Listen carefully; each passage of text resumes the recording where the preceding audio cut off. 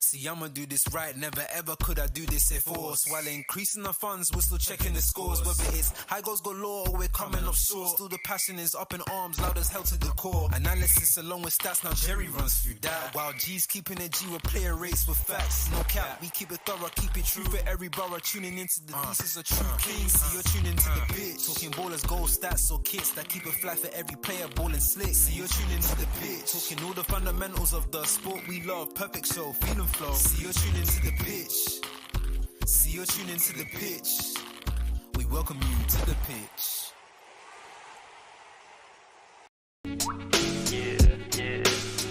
Oh yeah.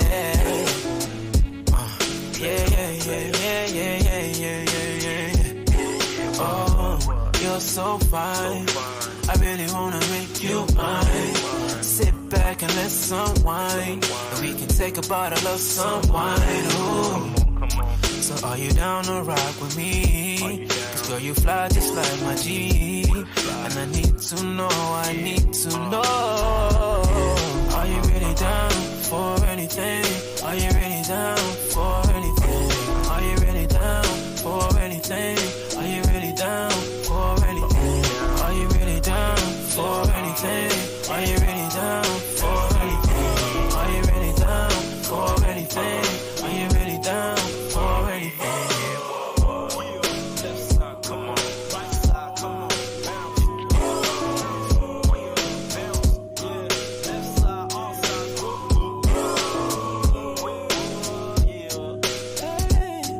Play on, play on.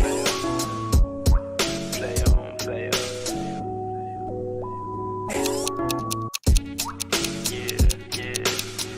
Oh yeah.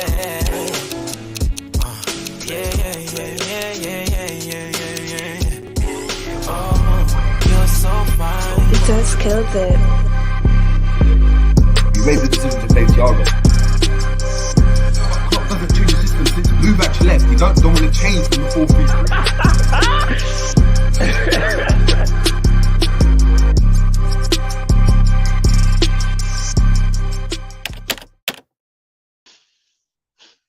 Boom, boom, boom. What's going on, people? We are back again on the Jerry James show for another Tactics Balls. This time, reviewing, analysing, dissecting the thriller that was Liverpool for Fulham 3. A game which, in my opinion, should have been an easy game.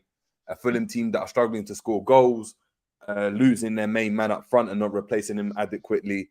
Raul Jimenez, I mean, he helps their style, but he doesn't score goals since his injury. And no one expected this scoreline.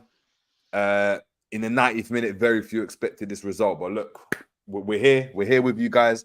Good afternoon, good evening from whenever you're watching. Make sure we're smashing the like if we're new. We're just arriving onto the channel. If we're new to the channel, please make sure we are subscribing as well. Heading over to, of course, GTV, because we've got the main man G with us this afternoon as well. So make sure, obviously, we're saluting G, hitting up GTV football as well. And yeah, man, let's get into it. G, how you there, man? I'm blessed, bro. I'm blessed, man. I'm all easy, man. You know, I always bust up when I hear your intro. I always laugh at the bit where you always say, where I think you're chatting with Monts, and you say, Klopp hasn't changed his tactics since Luvac. I always bust up at that, always. And then it's funny because then Drifty starts laughing in the next clip as well, so I always bust up. Shout out, man. Yeah, bro. That's funny, so. Listen, that's what it is, man. I'm looking at it and I'm just like, you know what? Things still haven't changed, you know, like that. Yeah, do you know what I mean? Mm-hmm. Things ain't changed, man. See no changes. Tupac told us, man. We're gonna get into it, man. We're gonna get into it. How are you, though? How are you? Sorry. I'm good. I'm all right, you know. I'm all right. Mad busy as the people know, but trying to get this content out more consistently. We've got a rota now, so the man them know when we're coming live. So it is what it is. Just about sticking to it now. Sticking to it. Also got an announcement as we get into the show as well. But and I'll let the people know. You know already, but you don't know what I'm talking about. But you know. But we'll chop it up. I was gonna say I don't know. No, you don't know. You don't know. Big up to Keep It Level in the building. Big up to Reds for Life in the building as well. We've got the main man Sadiq as well. that Avi looks cold. You know, I'm not gonna lie. I need to actually get one of them. Yeah. Do I want to pay for that app? I don't know. Big up to G, of course. Big up to Fritz in the building saying crazy game, fam. Clean haircut, G. Jeez. I wish. I mean, it's still a couple of days out. But it's clean though. Is it not clean? Is it not? Is it clean? It's clean, but I need to sort out my beard. And hey, man, I'm moving like Liverpool right now. I'm just kind of lackadaisical on that. Same, man. Same. I honestly feel like taking time out of work to go to the barber. That's how bad it is. Like I'm getting. It gets like that, bro. It gets like that, man. It gets like that. Big up to Ultra saying, wear the turtleneck. Oh, you see the t-shirt still got it's a slide turtleneck. Yeah, bro, the Uniqlo thing, bro. Like it came up a little piece, like, you know what I mean? Yeah. So next time I'll bring the turtleneck, man. Sorry, guys. Sorry. Big up to Mr. Brooks in the building saying JJ and Minister G. Man saying Minister G, you know. All you need is that white thing and your priest. You know, hey, it gets like that, bro. But look, man, let's chop up without further ado. Of course, coming into this game, you didn't do a preview for the game, did you? So chat to me. See, you got to keep it level. Saying, do you see what I mean? Get a clean shave, JJ. You look an old man. This is my point, bro. Bro, he doesn't look like an old man though. He just looks like man's on the grind right now, but not the type of grind where man's looking at you got dirty fingernails type of grind, just like on the grind. You know what I'm saying? That's what it is, man. But don't worry, right, man. It's gonna soon come. You man are gonna see the effort I've been putting in and why I've been so busy as well. But yeah, man. Obviously, look again into the game. I predicted a 3-0. I said 3-1, and actually, I was like, you know what? I'm gonna get gassed. Like everyone gets gassed and be like, yeah. Clean sheet again, my guys. Like, you know what I mean? On the bounce. Should have stuck with 3-1 because that was my initial gut feeling. I didn't expect, I mean, Fulham to come the way they came, and I didn't expect Kelleher to be put under so much pressure. But before we get into obviously the nooks and crannies, chat to me. Going into the game, what were you saying, man? Same as you, bro. Like I had a feeling that Fulham might be a tricky one. Like, don't sleep on them type of vibe. But then, you know, like, I just kind of joined the crowd, really. Like, and the one thing I hate doing is I said, yeah, now 3-0, 3-1. I thought they would score at least. I said, nah, Fulham will score. So 3-1, comfortable victory. We get there. You know what I mean? 2 p.m. kickoff. There's no excuse of early kickoffs now. No excuse of international duty. We're here. Let's just do our thing. Honestly, I thought it'd be a lot calmer than it was. I'll be so real. I didn't think I'd be sitting there saying some things about some Liverpool players that I can't repeat on camera. You know what I'm saying? So, yeah, man. That was man. Of course, obviously, we started the game, and it's like we started the game as we usually do on the front foot, get a little chance, and Trent, gotta give it to him, steps up again, man. That free kick might be his best one yet. Reason why I say it. No. I think the first goal he scored for Liverpool, I think that free kick was better. The Hoffenheim one, do you think that was better? The Hoffenheim, that was bro, curled it. Remember, we didn't know he could take free kicks like this, you know. No, we didn't know. Whereas now I know he could take free kicks. So I'm like, no, but this one, have you deeped it? He's on the right hand side of the pitch, yeah.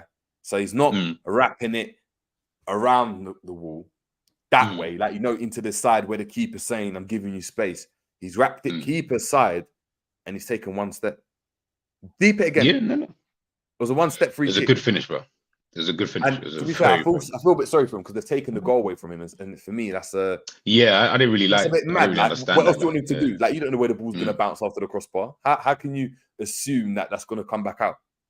No, it's true. I don't really like that rule, but I gave it to him. Like, I'm not looking at it as an own goal from Leno, but no, it was a solid free kick though. Like, man can't take all the goals were, to be honest. All the goals were kind of solid. Like every goal that we scored, it was definitely no dibby dabby goals and that. But that was a solid free. And one thing though, like, why does Salah keep standing by free kicks, bro? Like, I don't want you touching a free kick, bro. Like, you're not the free kick guy at all. Like, just and everyone knows you're not the guy. There, he should be trying to get into the box or something. That's the way I see it. But of course, that happened. Oh, hold on 2 seconds. Yeah, cool. So, cool. Mad. It's mad. Boom, cats. But it's mad. So yeah, of course, we get into obviously the game, and then it seemingly seems as though it's going to be business as usual for Liverpool again. We're keeping the ball, we're passing it around the way we want to obviously pass it around, and then I don't want to say against the run of play, but one chance, one goal. Tete, chat to me about that one. Yeah, no, was it Tete or Wilson? Who scored first? Wilson's the first one. Wilson's the first one. So Wilson's one, yeah. Like, bruv, like it was just one of those like not funny ones because obviously we'll get into it later, but like it's the way that we play, and like we've alluded to it enough times, and that goal I feel like has been coming for weeks. Not even in yesterday's game. I feel like that's a goal that we've been looking to kind of concede, but we've been lucky. You got Alisson in goal. You know what I'm saying? He's a bad boy keeper. He probably saves those shots and stuff like that. But those kind of chances, I feel like we've been giving up quite a lot in games, just not being punished for it. And all we need is to come up against a team who, as you said, run a play out of nowhere, boom, shot, goal. That's it. That's all you need. That's all you need in these kind of games. And where I think Liverpool have been quite lucky in, we've been our XG is quite high for a team up there anyway. I think we should have conceded, I think it's 16 or 17 goals, but we've got less than that. That tells you straight off the rip, you know what I mean? Ball finishing and fantastic goalkeeping from Alisson. Yesterday's goal was just that, man. Honestly, people going to sleep. You can blame Kelleher. I know everyone blames him. Everyone's getting on to him. To be honest, I'm just like, I'm not even blaming him because I don't look at it as it was his fault that we conceded, because there were so many things prior to him even getting that opportunity to have to try and save it in the first place. So, yeah, man, I blame quite a lot of people in that move still. Yeah, like, listen, it was typical Liverpool for me. I think that chance is a chance that we've conceded multiple times in games, but we've had Alisson to save us. It's been a last ditch Van Dijk challenge that kicks it out for a corner or whatever. But we struggle to go and control the game. And then, of course, we go and obviously a few minutes later, McAllister hits a rocket. Now, again, against the runner play, it's not like we had, I don't say against the runner play, but it's not like we had sustained possession of the ball that amounted to that goal. We won the ball quite high up, and Diaz tried to go and dribble through a couple of people. It bobbled around. Simic set it into McAllister. McAllister, out of nowhere, for me, in my opinion, he just rasped the ball.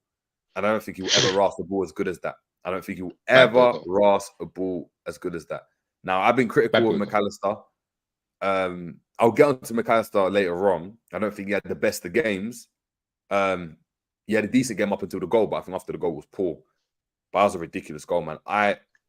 It's probably, I can't remember a better goal than that in a while for Liverpool. Just as an individual goal, I can't remember. But it was the best goal. It was the best goal of the game. Easy, like there wasn't. All the other goals weren't even close to that goal. Like, they were good goals, but they weren't even close to that. Come on, bro. Like, he, as you say, he rasped it. Like, and I didn't even think he was gonna ras it. And then, he shaped up like that he was gonna shoot. And I just remember thinking, brother, like, I don't know, are you confident right now? Like, is it time for you to, when someone's confident, you're like, okay, yeah, calm. You know what? He's gonna take the shot on Szoboszlai, for example, or someone of that like kind of ilk. And you're like, okay, Trent, do your thing. You've been scoring goals or you've been playing well. Where he hasn't, I'm just like, if you take that shot and it just balloons over the bar, Twitter's going to have a field day. Do you know what I mean? Twitter is going to have a field day. I'm going to have a field day because I'm going to be like, all right, so this is you lot's DM, like this is the guy who's doing up nonsense. But like I say, credit to him, 100%. That was a bad boy goal. And the technique on that shot as well. Whew. Yeah, man, I loved it. Can't even lie. It was a good goal. Yeah, so again, it seems like, all right, cool. Liverpool conceded a chance, but we're going to go and dominate. I'm still, in line with my first 3-1, obviously, prediction. I was like, yeah, cool. Fulham will be a tricky game, but they're not going to be able to keep up with Liverpool scoring. Tete then scores down that left-hand side again. That's that same side that Trent inverts into, the same side that we keep talking about and have spoken about for years now. Tete scores and it's 2-2, and we're going into the break thinking, oh no, like it's a bit mad. A bit mad, brother. We're going into that second half where I'm just sitting there thinking, All right, cool. Let's kind of see, because that first half for me, I said, really and truly, we were dominant on the ball, but I felt like Fulham looked more like the ones who were going to score, though. Like, I didn't really look at Liverpool in that first half and think to myself, like, oh, we're cutting them open. We're doing this, we're doing that kind of thing. I didn't think we were playing like that. I think it's one of those things where being so dominant on the ball, it can mask the perception of what you're thinking in terms of, oh yeah, Liverpool are dominating the game. And it's like, nah, I don't think we're dominating the game. We're dominating possession. We're keeping the ball, but Fulham are allowing us to do that anyway. They're the away team, as you would do, regardless of, you know what I mean, who it is. They're letting us kind of have the ball, but are we doing enough to really go out there and score goals outside of the fantastic 2 goals that we scored?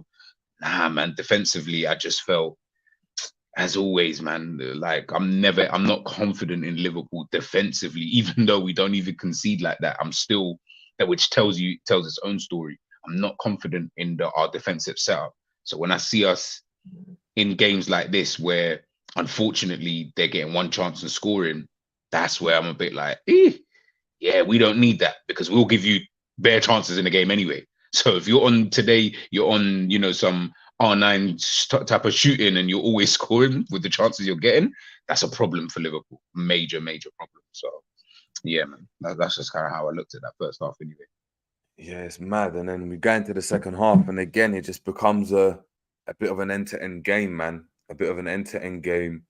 And in the first half, you could argue that their goals, as I said, have come against the run of play. Like, we're keeping the ball, we get caught in that counter, and they score, right? You could just see this third goal was going to come, man. You could feel it. You could see it. The fans could feel it. And when it went in, I wasn't surprised. I mean, I spoke about Bobby the Cordova-Reid in the preview, and the fact that Marco Silva uses him really well. He plays him in the right games. He brings him on in the right games, and I think he always causes us a problem in one way or another. Scored a goal, and it was looking like it was going to be over. That was it. It was going to be a meltdown on Twitter. Fans were going to get onto us. Fans were waiting for our demise. We didn't control possession well enough, and we'll get into that because also we're just analysing the game at the moment. And then I guess another inspired substitution from Klopp, and Klopp's actually had the knack of doing this season. He brings on players and they're changing games. An unlikely hero, and it would have been a hero had Trent not scored, obviously, the winner at the end. But Wataru Endo, clapped one first time. That was a finish To still. the top corner. Again, That was a finish. Clutch as well. And finish. the thing is, when I was looking at compilations of Endo, that's the type of stuff he was doing for Stuttgart, you know, like they're drawing against someone and he just claps it in from distance and they get like or they're winning, they're losing against somebody, he just claps it in and gets the draw or whatever. You can see that he had the cojones to hit that ball from there, because, you know, like there's certain players that maybe wouldn't have had the guts to shoot there. They would have taken a touch and tried to play it back out wide for us to cross it in. He took a shot and slapped it, man. Slapped it.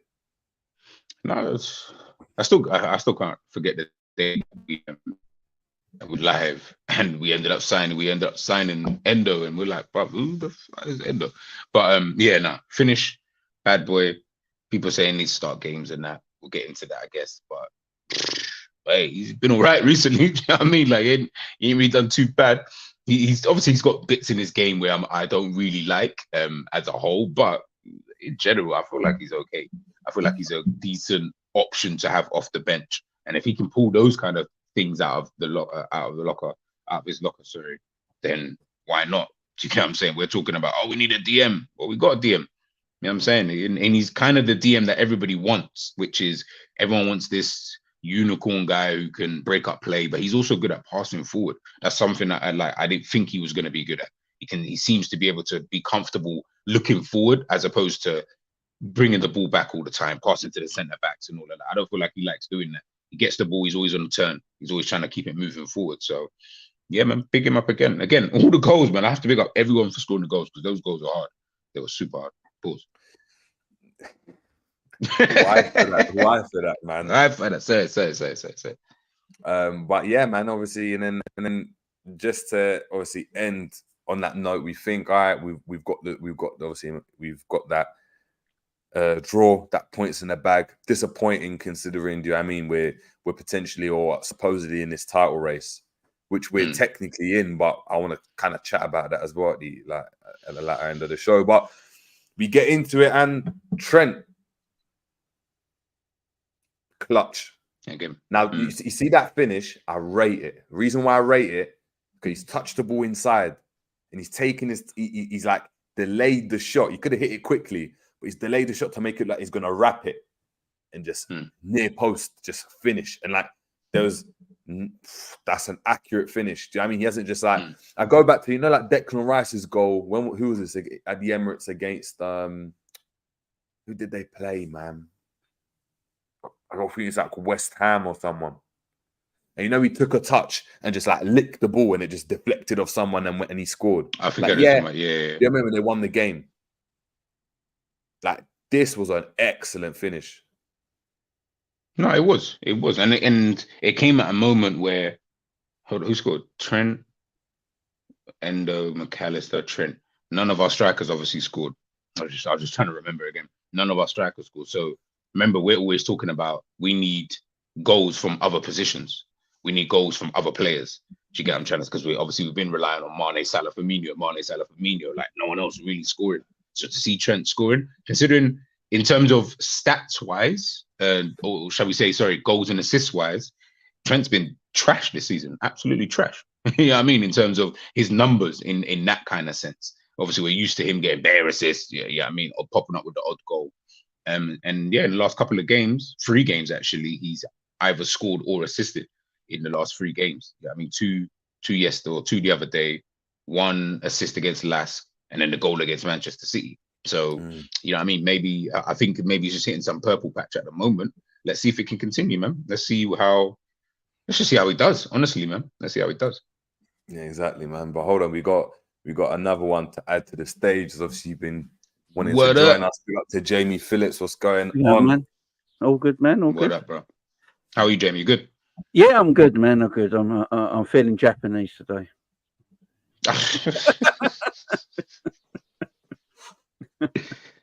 My man Endo, man. My man Endo. Doing bits. Jamie, before we get into like the nooks and crannies of the game, just give me a quick 2-minute analysis of that game. Played shit, scored worldies. I think that's as accurate as you can get. He's done it quicker. He's done it quicker than I could have envisaged. But yeah, we played crap. What I will say is, to be on the fairness, is that the mentality of this team is mad. They just don't know when they're beaten, and I do love that about this side. I've got to say that, when we're not playing well, this set of players seem to like, no, we're not having that. 3-2 down on the 80th minute, and you win the game. That's extreme mentality that I don't think you can. That's why I always say, like, when people want certain players in the transfer market, I think this is the reason we do what we do, because we're after a certain kind of player. It's not just all about technical borders; it's about mentality at the same time. And then players, yeah, they show it, and I've got to give them that. Mentality is first class. The mentality is world class. The football we play at times might not be, but the mentality definitely is world class. That's hard to live with. Do you think, although mentality is obviously, I agree with mentality has got to be world class for you to be elite at anything, but do you think this over reliance of having to rely on that mentality time and time again in games where you should be seeing it off could prove costly? Because these things are intangible, but the tangible things that we could be doing, like just keeping the ball a bit better or tactically being set up a bit, I don't know, a bit more structural, as opposed to wanting to play this chaos, might help us in the long run. Instead, we're using, and Klopp, and I got a feeling Klopp loves it. He loves this kind of like last minute goals, and you can see him pumping his chest after the game. And like a Mourinho or a Pep or someone else, after that performance, would be like, yeah, we won, but I'm not happy with how we won. Benitez would have done that. He would have been like, We've won the game, which is great, fantastic goals, but I'm not happy with this. Klopp after the games, waxing lyrical about this game, like, wow, you know, this is a game no one's ever going to forget. And it's like, hold your horses. This is a Fulham team that aren't in form, have conceded 28 league goals before the game. We had scored 26. So we've almost scored the same amount they've shipped in. Yeah. This should have been an easy win. Yet he's making it look and making it seem to me like this is normal. Like we've done this against United or someone. Or like Spurs are on form. You know, if this was like a Spurs game or a City game, you can understand that. But against Fulham at home, it's. Do you know what? There's two things. I think Klopp's a romantic, football-wise. Yeah. I honestly, I am starting to believe now. The years that I've seen Jurgen Klopp now, the way I listen to him when he talks, I study him a lot. I think he's just romantic about football, and I think he likes the chaos of football. I think what he's looking for is controlled chaos, if that makes sense. But I think that's what Klopp wants: controlled chaos. That's such a juxtaposition, though. Yeah, it's mad.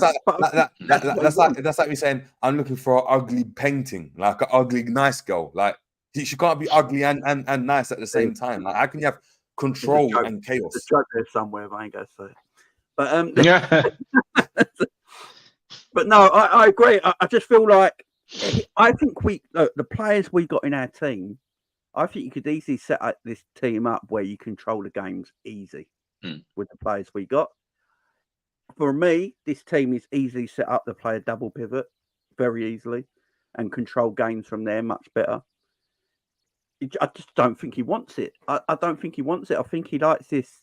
As I say, he's a romantic. He's a football romantic. He's not a tactician like Mourinho and things like that. And he reminds me. Do you know? He reminds me of Alex Ferguson as a man manager. You know, Alex Ferguson always said he weren't a tactician. That weren't his job. He was just one of the greatest man managers that ever lived in any kind of sporting environment, not just football.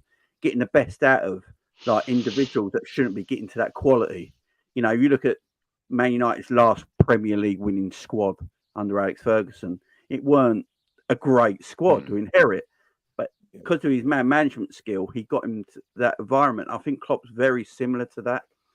I think Klopp tries to rely more on training and coaching, like Alex Ferguson did as well, to build his teams. I think that's what it's all about with him. But I agree with that. It's very hard to slag Liverpool off at times this season because where we are. I've tried. So I've tried. We're in this paradox, ain't we? We're in this mad paradox at the moment where we aren't playing that well, we aren't controlling games. But somehow we're 2 points behind Arsenal, who a year ago we were miles behind. And we've transferred our whole team in one summer. So, yes, we want us to play better and control games of football a little bit more and stop having these 4-3s against teams like Fulham at home, which is mental. But then we've only lost one this Premier League season. That was probably due to VAR and officiating more than Spurs. So it's really, we're in this position where if people hear you slagging Liverpool off, they're like, well, we've only lost. And their argument would be correct.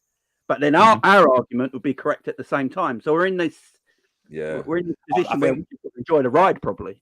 Yeah, I think for me... I definitely agree with this. Yeah, it's actually, I fully agree. It's I look at this, and it's... and this is actually a question I was on Staffies yesterday and actually posed it to them. It's what I wanted to discuss to them, but I can actually discuss it before we get into the game. Is Liverpool in the title race because Man City aren't as good as they were and Arsenal aren't as good as were? And a lot of people have spoken about the fact that Arsenal aren't as potent and as good as they were last season. City, of course, have dropped more points than they have done this time last season. And Liverpool are just a bit better than they were. Or is it Liverpool have jumped to that level and we're making it seem as though City and Arsenal are poor? Because I look at Arsenal, I'm still not really convinced by them. I look at City, and of course, you have your faith and trust in City in terms of what they're going to provide. But against Spurs. I mean, look how many goals they've conceded in the Champions League. They were terrible defensively against RB Leipzig. They were terrible against Chelsea. Do you know what I mean? They haven't. Hold on, have they not? They've only won one game in 4, isn't it now? Do you know? Yeah, they lost 3, drew 3 in the last 3 games. I've been saying this for a while. I've been saying this for a while now, and people keep cooking me for this, but I think it's starting to become reality. Liverpool had the best transfer business out of everyone this season, in my opinion, and I think it's starting to show. If you compare where we were last season to where Arsenal and Man City were last season, did Arsenal and Man City do enough in the summer market to pull themselves away from Liverpool that much? And this is what I'm trying to say. When I've been saying this, people go, no, because look who Arsenal bought and look at the money City has spent. I'm like, no, but look at the structure of the sides. Look where Liverpool were 12 months ago. Everyone was slagging Liverpool. Yeah, neutrals and rivals saying, like, Liverpool finished. It's going to take them a while to come back now because Arsenal and City are just, Arsenal pulled away now. And then they've got Declan Rice and blah, blah, blah, blah. I think it shows that Liverpool had the best transfer summer out of every club in the Premier League this year. Maybe apart from Aston Villa because where they are. But between us, Arsenal and City, I don't think City bought well. I really don't. I think they've bought. Not looking like it. I thought they bought a novice midfielder from Wolves who ain't really proved it yet, and he don't seem to trust. They bought Calvin Phillips the year before that don't work. They got Kovacic. I think he's a good player. I'm yet to see it in the City colours at the moment. You got Alvarez they're trying to put into midfield because he needs to play, but it's not working for a defensive point of view on the City team. He's trying to shoehorn Rico Lewis into the team now, but you can't put him right back because you can't take Kyle Walker out there. Although I think Kyle Walker is losing it a little bit now, and he should have got blamed for one of the goals yesterday where he was nowhere near. And you can get at City's defence. They got a left back who's not a left back, who, by the way, I don't think has been good this season at all. Diaz, for me, is the most overrated centre-back in the Premier League. I think he goes missing in a lot of games. I think he goes to ground in a lot of games and he's caught out of position in a lot of games. Their best defender, John Stones, is not playing right now. And then they have that beast Haaland up front. So when you look at their squad entirely, their squad's tiny. City squad is really small. Look at their bench. They're always playing youngsters. Everyone keeps slagging Liverpool's bench off all the time. Our bench and City's bench ain't much in it half the time. There really ain't. It's just that City keep their players fitter most of the time. But I think they're starting to feel that effect of letting go of Jesus and Sterling last season, buying Calvin Phillips in to replace who ain't working. Now you've let go of Mahrez. They've got no real right winger to come off the bench like Mahrez no more and be clutch. Gundogan's not there no more. Clutch coming off the bench. And I think where you're seeing now, City is starting to struggle when they do lose players with injury like they never did before. And then with Arsenal, I think if Arsenal went and got a striker with Declan Rice in the summer, I think Arsenal might be real clear of the Premier League right now, in my opinion. So, no, look at it. I think Liverpool just caught everyone up in one transfer window. Maybe so, because we maybe addressed the areas that needed addressing. Like maybe were forced to do it because of the outgoings that we had, but we went and just got an entirely new midfield. Whereas you look at City, they done bits here and there, but they didn't really go and get like a Gundogan replacement of that note. Like they haven't gone and said, we lost our best player last season, we're going to replace him. They've tried to go and do this kind of creative thing where we're going to get Nunes in and we're going to play Bernardo Silva in there a bit more as opposed to playing out wide and maybe play Alvarez there, and instead of like going out and getting a left back, we're going to play another centre back there and we're going to have 3 centre backs that can play out left. And you look at Arsenal, maybe Arsenal they didn't get a striker, isn't it? So they haven't addressed the areas that they needed to. And I think a lot of people, even from last season, were saying, look, Eddie Nketiah, Gabriel Jesus, they can't be relied upon, whether it's form, consistency or injuries. And now they haven't got a striker. So you got a point. You got a point there. No one in the league has got a perfect squad, as far as I'm concerned. Yeah. I think everyone in the league has got holes in their squad that they need. They need filling. Liverpool, Arsenal, Man City. But I just feel like Man City, for the first time, are starting to feel it when they're losing players through injury like never before, because I don't think they've replaced well enough. You know, Doku, I think, is going to come good eventually, but he's nowhere near as good as Sterling. He's not got the output like Sterling did. That's the issue. You know, Gundogan was so good, man. I think we forget how good this guy is. He won City the treble. Let's face it. You know, towards the end of the season. Do we think though? Do we do and agree? By the way, he's super duper super clutch. Do we think though? Are we doing the same thing that we always do, like every year, and City go and win the title every year? I think City will, but I don't think we're far because behind. No. Okay. If we're saying it like that, then yeah, okay, I can see where you're going, because I always think like it's difficult. I'm not saying that it can't happen. Obviously, Liverpool won the league. Leicester have won a league since Pepper's been here. Like, I'm not saying it can't happen, but for me, even now, City drew yesterday, and I was still looking at them thinking, I'm more confident in you than I am of anybody else, because nobody else has shown me in the last 10 years that they have what it takes, in my opinion, to really go out there and win a league, bar obviously Liverpool in that space of time. But even then, we've only won one. So to say I'm not confident that we could win a league, but it's happened, so it's a possibility. Even with Arsenal, I think Arsenal are probably, in my opinion, if you're talking about all-round teams, they're probably the best team in the Premier League at this moment in time in terms of consistency and the way that they're kind of from back to front. Yeah, from back to front. You know, and this, by the way, they've still got Timber, who's been injured since the beginning of the season. So imagine when he comes back in, and they've had injuries, you know, as well, and they've had to, you know, just kind of continue it. So I would say them, and then probably us, really, if you look at our consistency and the way that we've been playing this season, and then whoever else you want to put after that. But I don't know, man. I just find it difficult looking past Man City, man. I like right now anyway. I'm not saying come December, end of December, it could change. I could look at Liverpool and say, no, you know what? Liverpool are the ones, Arsenal are the ones, Chelsea are whoever, not Chelsea, but you know what I mean?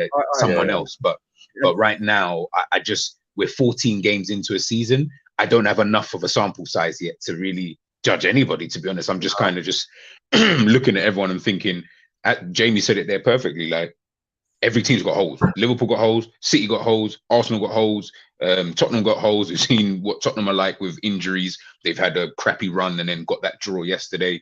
Manchester United are absolute dog shit. Like we've seen with all of these teams, like everyone has got something. Villa look awful in some games, but then perfect in others. Newcastle, all their injury. Like there's so many teams. And I just think right now it's going to be difficult. I think this will be the closest Prem though for a long time. And I'm not in terms of just one or two teams. I think there could be like four of us come the end of the season trying to battle to get that title.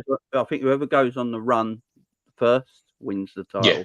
Yeah. I think that's how it's looking right now, because I think Villa, will just fall off a little bit because expectations, when it becomes higher, they're not used to it, and that comes harder. I think Arsenal, and see the way I look at it, though, like Arsenal have done really well where they've done under Arteta, but Arteta came at Arsenal when they were at their lowest, and he's been allowed time to build, and no expectations have been on Arsenal till like last season and this season, and he's yet to get over the line with them expectations. And if you don't keep getting over the line, you are, as a team, you're going to start feeling it as the season goes on. With Klopp, Klopp has taken a Liverpool. I don't know if anyone else would have been able to get rid of a whole midfield in one summer, bring a new midfield on, and compete this season. Much as I bash Jurgen at times for his tactical, abilities and stuff like that, I've got to give him credit for how he's running the team right now. And that's what I mean by, I think City are plateaued more than dropped, if that makes sense. Yeah. And I think Arsenal are just like they were last season because of where City are not going to gear up.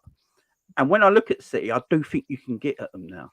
I think I've never once thought, you can get at City, but my God, it's difficult to get at them.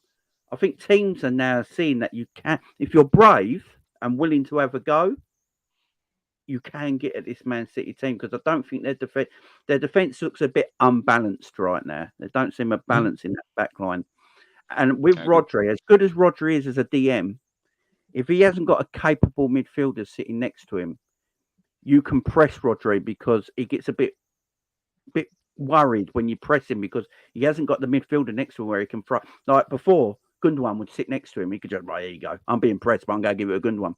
Yeah, if Bernardo's is playing too wide and out of the game a little bit, that's where teams are starting to get at Rodri a little bit and getting a bit of joy from that position.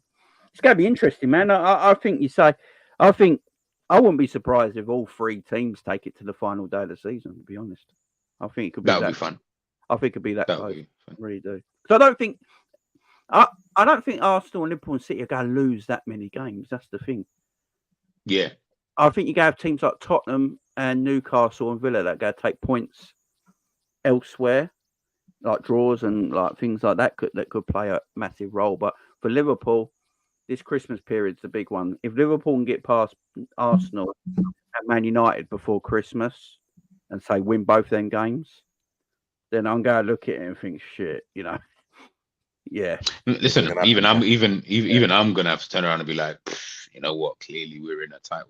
Just before you move on, though, Jerry, I just want to ask you both just quickly. Why do you think because all three of us have said the exact same thing, kind of thing.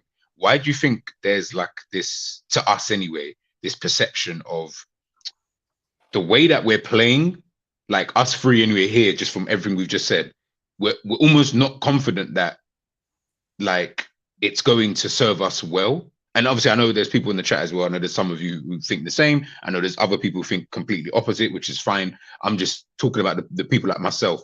Why is it when we watch Liverpool, the confidence isn't really there? But we're sitting second in the league. We're 2 points behind Arsenal, and we're through to the like. And the thing is, I'm asking myself this question as well, because I'm trying to figure out, maybe you guys have an answer where I'm like, maybe that's just what I'm thinking. I just didn't know it, because I sit there and watch Liverpool and I'm like, I don't look at this team and have confidence. I don't have that level of confidence, because they don't look like a team, in my opinion, who exude that level of confidence. What they look like is a team who are in a very good purple patch, but it will come crashing down at some point in time. When that time is, I have no idea. But that's how I look at it. Not because I think we are dead, just because I watch us play and I'm like, I don't know. This looks a bit like, Mate, but I don't know. Do you think it's because, let's say, when Klopp came in, we won a league playing the way we are now. So it was up and down. We weren't too convincing, but we were getting wins. We won the journey and we won a league, right? Mm-hmm. We look at that as a barometer as to, this is the standard you need to win the league. We know what the standard was. And if we're being honest, we're nowhere near it. Our midfield don't click the same way they do. The attack isn't as lethal as it was. Our defense isn't as good as a collective, but also individually. So when we're looking at it, we're like, we need to go back to what we did or what we've done. We're not at that level. So there's always going to be that level that we can get to. It's like with the whole Van Dijk. But why can't we win this way, though? But pardon? What? No, I was saying, why can't we? Why can't we? Why don't we think we can win this way, though? Because we've won one league in 35 years in one way. being perfect. Being perfect. Like being perfect, where every team that came, we smoked them off the pitch. And that's, if we're going to be deadly honest, we are never going to ever get to that level ever again. I saw so many accounts. I'm talking about top red accounts on Twitter or X, like midway through the game, just saying, do you remember when we had Bobby, Mane and Salah? And that's the level that you're talking about. You're talking about, like, you're not going to get that. Elite. That's an elite. That's level. elite. You're never going to get that again. And because we haven't, it's not like we're in a situation like, like when I look at United won in multiple different ways, but won so many times that you look at that and say, like, you just trust anything that collective of players, management, whatever do, because they've won multiple things. Whereas on multiple leagues, when we're talking about leagues, with us, we've only won the biggest trophies by being that elite machine. And perfect, and we're not going to ever get to that level. So until we do it, and until we kind of understand, like, okay, this is a good enough kind of level, I don't think we're ever gonna respect it. Like, even with Virgil van Dijk, I look at Virgil van Dijk, and I look at the stats, and people tell me Virgil van Dijk's back to his best. I don't think he's back to his best.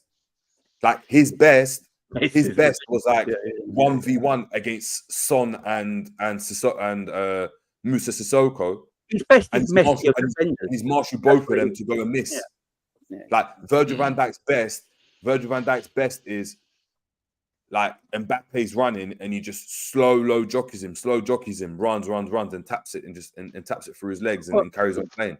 Do you know what it's like that though? With Virgil, it's like Messi isn't Messi of 5 years ago, but he's still Messi. You know, that's what it is. Virgil isn't Virgil of a few years ago, where he was at that elite level where he's competing for Ballon d'Ors against Ronaldo and Messi, which is ridiculous. But he's still Virgil. He's still at a level. That's what you're saying, though. You're right. That Liverpool team of a few years ago that won the Champions League and Premier League would completely smoke this league right now. Oh yeah, 100%. Destroy it right now.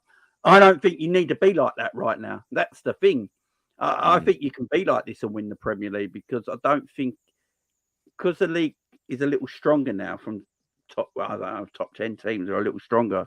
They're all taking points off each other. So you don't need to be maybe that level. And when I look across Europe now, Europe ain't as strong as it once was. And that's come down a level. I don't think there's any real outstanding elite football clubs in the world right now. I think Real Madrid are maybe always go by the barometer because of who they are. But I think that's probably it. That's probably it right now. And I think you can win things playing the way we are. It's just that we don't have confidence in ourselves because we don't control games of football. And that's the... If we controlled more games and conceded less chances, I think we'd all be sitting here miles more confident. But as G said, the wheels could fall off in any game. And then, because of the way we play. And then everyone be saying, oh, it was only a matter of time. So I'm just enjoying the ride, man. I'm enjoying the ride. I said at the beginning of the season, I'm going to be more positive this year. I'm going to enjoy the ride, see where it goes. And listen, I'm trying, Jamie. I've been quiet. Yeah, I mean, I've not had any rants. Yeah, I'm trying to keep quiet. That's what I'm saying. They're getting we get cooked in games, yeah, but we don't really lose games, and that's the thing with Liverpool right now. They're hard to beat, man, and I just feel like we've got a lot of teams that have got to come to Anfield yet. That are hard teams that we played away, and that gives me a little bit of hope. If I really deep down and think, I think Liverpool will win the Europa League. There's no excuse in my opinion. I think Liverpool have to win the Europa League. Liverpool win the Europa League and win the League Cup and finish third in the Premier League, and it's a close title race after the year before. I'm well happy with that. Yeah, I mean that's steady progression. Yeah, I mean I didn't expect it would have been steady progression, so I didn't expect it. So it would exceed my expectations still. Exactly. I'm going to get into the comments before we get into some of the stats that we got for the game. Big up to everyone. Make sure we are smashing a like, please, and heading over to, of course, GTV Football and Jamie Phillips Football Chats and subscribing and liking up their videos as well. Angel Knight 68 saying 24 Premier League games, 1 dubious loss. Klopp can be happy, JJ. Like I said, I don't like the tactics, but we're not losing. That's the thing. Yeah, that paradox we're in, isn't it? No, and this is what I get it, but I don't know, man. If I kept, I don't know. I kept. I don't know. I'm trying to find a good analogy for this. Let's say, to go to work, I kept my trains at 3:25, right? Because it's almost 3:30. 3:25, and I kept leaving my house at 3:22 to get the train, and I just about got on as the doors are closing every single time. I'm not sitting in that train thinking, "Hey, man, I was well prepared today." Everything I executed was on point. I'm thinking, I'm rushing about. Yeah, I got life in this game. I caught life. You're only sweating on the train and that. Exactly. I'm lucky I can run. There's going to be a day where you miss that train. I miss that train, and when I miss, and the door closes in front of my face, or I slip. Do you know what I mean? Or whatever. Do you know what I mean? Or I've got to go back because I've forgotten something, and now I'm in the shits because I'm not prepared. And that's the way I look at it with Liverpool. It's like they're not preparing as well as they could do for games. It's like I don't know what it is. But you're right. I mean, he's entitled. I think what you mentioned before. I think what you said before about this whole barometer thing. I feel like that is for me what it. I think for me, that's how I'm looking at it. Is just I just look at Liverpool and think I've seen you 10 times better than this, and I saw what 10 times better than this looked like and what that did for us, which is 18-19 Champions League winners, 19-20 Premier League winners. And in that 2 years, I would probably have said arguably we were the best team in the world at that time. That's what I've seen when you're 10 times better. So when I'm seeing this, but then I think what Jamie said is correct as well. The quality around Europe this season just seems to be kind of dead. Like in all leagues, I'm not looking at any league and thinking, yeah, that's the best team in the world right now. I'm looking at most of these leagues and thinking, nah, they're not really popping kind of thing. So yeah man. Exactly. Keep it level saying what happened in Euro 2024 draw. Someone hacked the system and started playing some music during the draw. Jesus. We've got KLFC saying Wataru needs to start games for us. We'll chop that up later. We've got Red for Life saying Sobo started the season really strong and is starting to slow down a bit, whereas Maka is coming up to speed. Gravenberg and Curtis, they've been hot and cold. Should be playing Wataru with Maka. I don't know about that. Well, we can shut that up in a bit. We've got Alexander De Los saying credit to Fulham. They had a game plan and did well with the subs at the right time when we were shaky. They did. Keep it level saying, lad, Ali is top 3 in the league, only behind Luton goalkeeper and Anana for shots saved because we get peppered a lot because of the inverted system. I mean, this is my point. We've been over-relying on Alisson. If we're conceding the same amount of chances as Luton's keeper, do you know what I mean? At third from bottom? That says a lot. I don't think it's the inverted system. I think it's the system in general. Yeah, it's the system. It's not necessarily the inverted system. I just think it's a setup. Ultra saying, for me, Nunes and Szoboszlai should be dropped. I want them to fight for their way back because their performances are not good enough. I agree. Red for Life saying, JJ and G, question for you guys and the chat. We have a lot of options in midfield. From what we've seen so far, what do you think our best midfield 3 is? Does it change depending on the opposition? Yeah, I think you have to change it for opposition. But right now, best midfield 3 would be Trent and McAllister in a double pivot and Szoboszlai in a 10. He's just remixed the whole thing. I don't think Klopp's ever done that, but I hear it. I hear it. I keep control. That's how we finished the game, man. Apart from Gakpo in the 10, and look how much control we had. Yeah, it's true. It's true.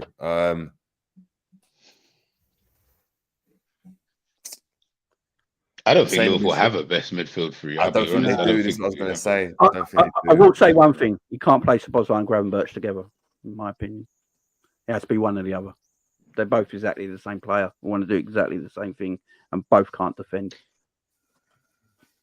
But we can't say that he can't defend, because when Szoboszlai was doing well at the beginning, we were lauding him for being the guy who was defending. He's the one who went to the DM against 10-man Wolves. Against 10-man against Wolves. So he can't defend in transition off the ball. That's his problem, but it's also not his game. So we're asking him to do something that's not really. But we've been. This is what I'm saying. Like this Szoboszlai that I'm watching now is the same Szoboszlai I've been watching since the beginning of the season. The only difference is now the intensity of how he's doing it, because he's tired or whatever excuse that everyone keeps coming up with. I'm still watching the same guy running in the same positions. He's doing the same directions, the same movements, the same actions. Nothing's really changed with him other than he's just not as intense as he was at the beginning of the season. That's why I'm like, Szoboszlai is just like the Szoboszlai we watch for obviously Hungary and RB Leipzig. That's why I said that Szoboszlai, well, clearly we're never going to see it. When people said, Jude Bellingham, like if he came to Liverpool, how amazing. Jude Bellingham will not be Jude Bellingham if he came to Liverpool. They definitely not getting you, because exactly, and this is what I'm saying. Whereas if Szoboszlai had gone to Real Madrid, you probably see, not to say they get the same amount of goals, but you probably see similar kind of output, so to speak, because of the position that he's playing, and they're more comfortable in that position. We've been getting this guy to do up Henderson role, and nobody wanted to say anything because we were calling him the Steven Gerrard, and I was like, but he's doing Henderson, like the exact role Henderson did. That's exactly what Szoboszlai's doing. He's just better at it, because he's fitter, he's younger, better technique, better striker off the ball. All of these things he's got, but he hasn't got the experience that Jordan does in these moments. So for me, I'm just like, Szoboszlai is what it is. Here's a question for you, and this is going to hurt people, yeah? Don't come at me, the Szoboszlai boys, right? Henderson in the Champions League and Premier League seasons Is there much difference between that Henderson and this Szoboszlai? Yeah, because Henderson was better. Forget about the Henderson we saw last season. Yeah, that's what I was going to say. This is what I'm trying to say to people. So, way better as well, like way better. The way Liverpool play midfield has not changed. It's just individuals that have changed. They still play the same roles that Klopp wants them to play. So, Szoboszlai is a box-to-box midfielder on the right-hand side, working lots. Exactly the same Hendo did, yeah? Right? And then you got sort of like whoever plays on left, usually Curtis Jones, similar sort of role that Gini will play, protects the ball, holds on to the ball. He's pretty good if he's press resilient. He can move the ball and he can score a goal come late into the box and score a goal, exactly like Gini did. And McAllister's asked to do the Fabinho role. So nothing's really changed in our midfield setup. It's just the individuals have changed. And because the individuals have changed, we've got more legs now and they're quicker, they're more athletic, they're younger, they can go for 90 minutes. That's why we're winning games again. So the Szoboszlai we see for Hungary and Leipzig is never going to be the one we want to see at Liverpool because he's not asked to play that role. You know, it's not that Szoboszlai is a bad footballer. He's just playing a role that him and McAllister are not playing roles that really suit their natural game. But I believe in 12 months' time, these two players will be even better in the roles they're playing right now. So I'm not worried about how good they are right now. I'm looking more in the future. I think in 12 months' time next season, Szoboszlai and McAllister will be far better in the positions they're playing right now than they are at this moment in time, in my opinion. I don't think that's a bad thing to say either. I don't get why people get hell bent about it. I hear that. Quasi, big up to Quasi Bowl TV as well. Make sure we're heading over there and supporting, saying, at our best, our fans also said we was not good enough to beat City. And that goes on to my point, G, when I'm saying that even at our best, when we're 10 times better, we still weren't able to go and deliver as much as we probably should have. So when we're below that, even by a couple of percent, and I'm not saying we are currently, but even by a couple of percent, we're looking at it saying it's not good enough. So even the quad season, we're looking at it saying, no, it's not good enough. It's not good enough. We know we're not going to win it. How can you win it when you couldn't win it with 98 points? Well, corruption. 95 is not going to win it then. Do you know what I mean? You just know. Corruption's a bitch. That's what I'm guessing. We've got Sadiq saying the soup is brewing. It's not ready to eat yet. Yeah. I love that soup then. Yeah, but you know, sometimes I like to take from the pot. You know, sometimes like meat from the take pot, a bit of meat from the pot.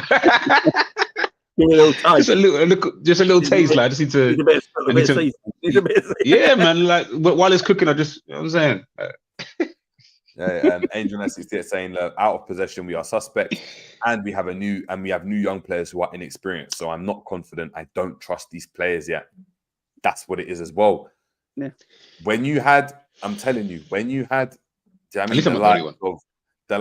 they broke the trust, right, of the club, the likes of Henderson, the likes of Fabinho, the likes of even Bobby, yeah, when they started to break the trust, Mane, it didn't matter if these players had a poor game. It's like with City. Do you think City are looking at do you think the City fans are looking at Haaland thinking, nah, I can't believe he missed those chances on the weekend, man. We need to get a replacement. We need to get someone to 50 goals in them thing there. They're saying, ignore that.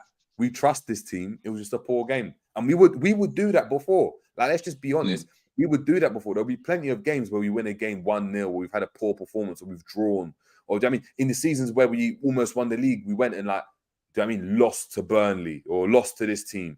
But we never turned our backs on the team, so to speak, metaphorically, where we're like, I don't even trust this team anymore. With these players, like, sorry, why should you trust Nunes? Why should you trust him?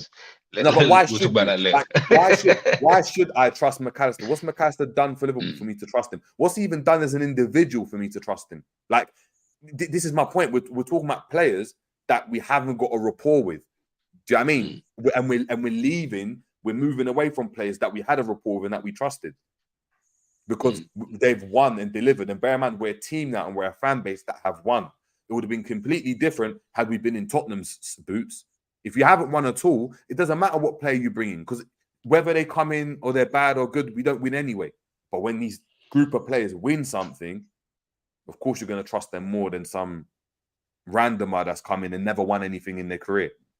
That's, I mean, like, of course, McAllister's won, but you, based on my point, they haven't won anything with this team. So it's interesting, man. It's interesting. But without further ado, let's get to the stats, man. And I think they say a lot. They say a lot. And yeah, as you can see here, let me see if I can move it and get Jamie's face in here, man, because it's a bit rude, isn't it?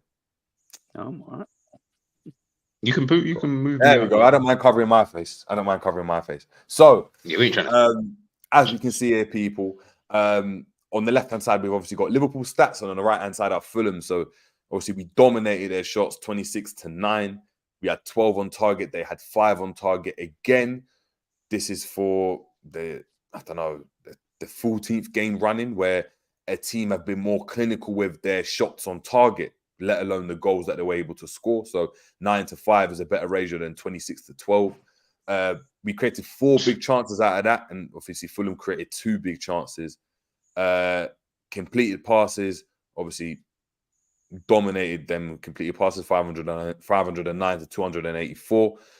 Obviously dominated a lot of the ball in the attacking third as well. 136 attacking third passes for Liverpool, 83 for Fulham. In terms of take-ons, and this is really, really interesting, 26 take-ons for Liverpool and 24 for Fulham. Now, take-ons for me usually are associated, or when you look at them, they're associated with teams that don't have a lot of the ball. So a team that doesn't have a lot of the ball is going to try win the ball and carry the ball and try transition as quickly as possible. A counter-attacking team is going to have a lot of take-ons. We had more take-ons than Fulham, which then goes to the same point that I keep like honing in with Liverpool. Liverpool struggle to score when we're in possession, and it's like what Jamie said. We need that chaos in order to create chances. We need a game to be end-to-end. We need to be able to run and transition with the ball correctly and score, and we can then score on transition. We don't score from sustained build-up. It's very rare that we actually do that as a team. We look at crosses, 13 to Liverpool, 10 for Fulham, 21 tackles for Liverpool, 30 for Fulham. Interceptions, 33 interceptions, 13 for Liverpool. Again, proving that when we were poor in possession. I mean, how's a team intercepting you 33 times in a game? That's crazy. That's ridiculous. It means that your passes aren't getting to your man. And of course, you got 6 fouls for Liverpool and 7 for Fulham there. And then I wanted to move on and then talk about, we look at shots. And I wanted to start with, obviously, shots because we're talking about the attack. Now, this, for me, is quite worrying. Salah doesn't even get into the top 5. Diaz is the one that, sorry, that's attacking aerial duels, not shots. Apologies, but still, this is what's really worrying. Salah and Núñez don't get into the top 5 of shots. So if we go back, we had 26 shots. You can't get into the top 5. So our players that's supposed to be the most potent goal scorers for us are struggling to get shots off. Luis Diaz, 5 shots, 4 on target, 0 goals. Trent with obviously 4 shots, 1 on target, 1 goal. Wataruendo with 2 shots, 1 on target, 1 goal. And McAllister, 1 shot, 1 on target, 1 goal. So that's scoring that 1 goal off. Tete makes up the top 5 as well. And Wilson would have done as well. I think Wilson and Tete on the same level. But this is shocking for me because our strikers are starting to struggle, man. And Liverpool's not known, Liverpool's not known for scoring goals from outside of the box. And all of a sudden, to win this game, all our goals have had to come from outside the box. Well, Gakpo's got to play. Been saying it for a while now. The way Liverpool play is still set up for a false 9. It just is. Because what we're doing right now, Darwin's playing through the middle, and Salah is just too wide at the moment. He's too wide because Salah, when he comes inside, he wants to go into the pools. He wants to get into them areas where but Darwin's in them positions. He doesn't leave that space where Gakpo plays as a false 9. Gakpo will drop back as a naturally thing for him to do. Will drop back into like a 10 position where then Diaz and Salah can invade the spaces left by Gakpo. And you get more shots off from them, more goals from them. It's the way we're set up. I just feel like Gakpo should come in now in the false 9 position, and Darwin should be used as that super sub off the bench right now. I think that's his best asset for us right now. But yeah, it is a little bit of a worry. Diaz, I've been talking about this guy for a while now. I don't know what he does. Yeah,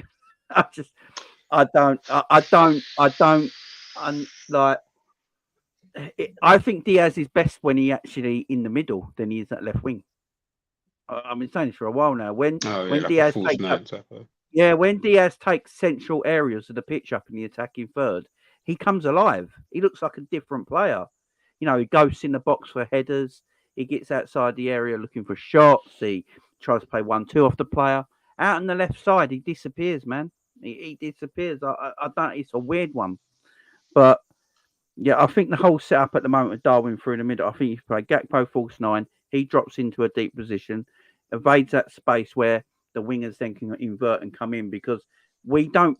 They're playing as wingers, but the way Klopp wants them to play is inverted. So, but they can't be inverted if Darwin's taking up the central space, running in between along that 18-yard box. So you really need to play a false 9 for them to come inverted and you start banging goals again, in my opinion. Darwin has got what one goal in 7 games in his last 7 Liverpool games. He's got 4 Premier League goals, and I like Darwin, but I'm starting to get annoyed. Right, I am starting to get annoyed because what I will say for him is that when he does miss chances, the one thing I will praise Darwin about, he doesn't hide. He doesn't hide in games when he's missing chances. I'll be honest, Jim. I'd rather he just hide. Like he keeps saying, but what I will say, because there's no point. There's no point in him in like just before you continue. There's no. He made. Go on. So I'm saying them 2 goals at the end of the game, he was involved in. So he was part of the reason we got them 2 goals. Jamie, I'm not praising him for it. What I'm saying is, I watch a lot of strikers that miss, and then go hiding, and they don't get involved in the game again. Darwin at least gets himself involved in the game, which I like that fact of his mentality. But you've got to start putting the ball in the back of the net. That header down from Salah into the penalty box, he has to score that one for me. The one the crossbar with, I can understand why he did that because him and Salah are going at such a pace. He has to hit that first time. And he's probably hit it too well. In fact, he's probably hit it too well when he's hit the crossbar. But the one nodded down to him in the penalty box. I'm sorry. If you're meant to be the main striker for our club, you've got to bury them chances in tight games. You just do. The thing I see with him, everything you said, actually, you know what? I agree. I won't even disagree with what you said, but it's like, bro, I don't know how many players that like get away with what Darwin gets. Like, if he played for anybody else, we would be ripping into this guy. Pause. Like there is no tomorrow. If he played for Manchester United, if this was Højlund and Højlund was doing exactly what Nunes does, oh my God, we'd be having a field day. If Haaland was like this, we'd be having a field day. And that's why I laugh when people show me, oh, but look, Haaland misses. I'm like, do you think anybody cares that a guy missed an open goal who's going to score me 40, 50 goals in a season? Do you think I care? I wouldn't mind if Nunes missed 10 chances. Like Salah missed, I think he missed a sitter yesterday. Do you think anybody cared? You're not going to care when this guy is, when you've got a guy who's going to, you know what, I missed today. That's on me. No problem. I'll get you to 30, 40 though this season though. I can do that with Nunes because obviously at the moment, because he's just come, we haven't seen that from him. So we don't know if he can miss all these chances, but still be good for us later on. So when everyone praises him and says, oh, I saw him with his stupid trim as well, like when he was rallying up the whole crowd and stuff like that, I said, yo, listen, like you're not 16, 17, like years of old. We need to stop treating this guy like some special kid. Like at the end of the day, you're missing chances and you're supposed to be the striker here. Like if it was anybody else, we'd be getting onto them all the time. We'd always be saying, oh, but why? Because we have this affinity towards him for whatever reason, we keep letting it go. He misses a chance. Oh, but it's okay because his work rate. Do you think I care about your work rate? I couldn't give two shits if you like that he ran and he got the pre-assist for the goal. I don't even care that he did that, because that, like, to me, that didn't mean anything. It didn't mean anything. So when I'm watching the fact that fans will go above and beyond to go, obviously, don't get twisted. Some people do go too far at times, and the criticism at times isn't even really warranted for some of the things he does. But then when you're going too far the other way, I'm like, come on, man, we've got to be honest with our own players. Like, this is not a striker. People said to me before the international break, he went away with Uruguay. He scored all those goals. He played against Brazil. He scored against Brazil, played against Colombia or whoever. He scored there. Everyone was like, this has got to be one of the top 5 strikers in world football right now. But he's got 1 goal in 7 for Liverpool, and this is supposed to be the top striker of world football. Like, come on, man. For Uruguay, they play to Darwin's strengths more than we do. Yeah, and that's fine. And that's just. I actually think Darwin plays better off the left than he does through the middle at times. He plays better in South America than he does. That's all I know. I don't know about in the UK. I just look. Darwin's it's a weird one because he is so revered. He is loved.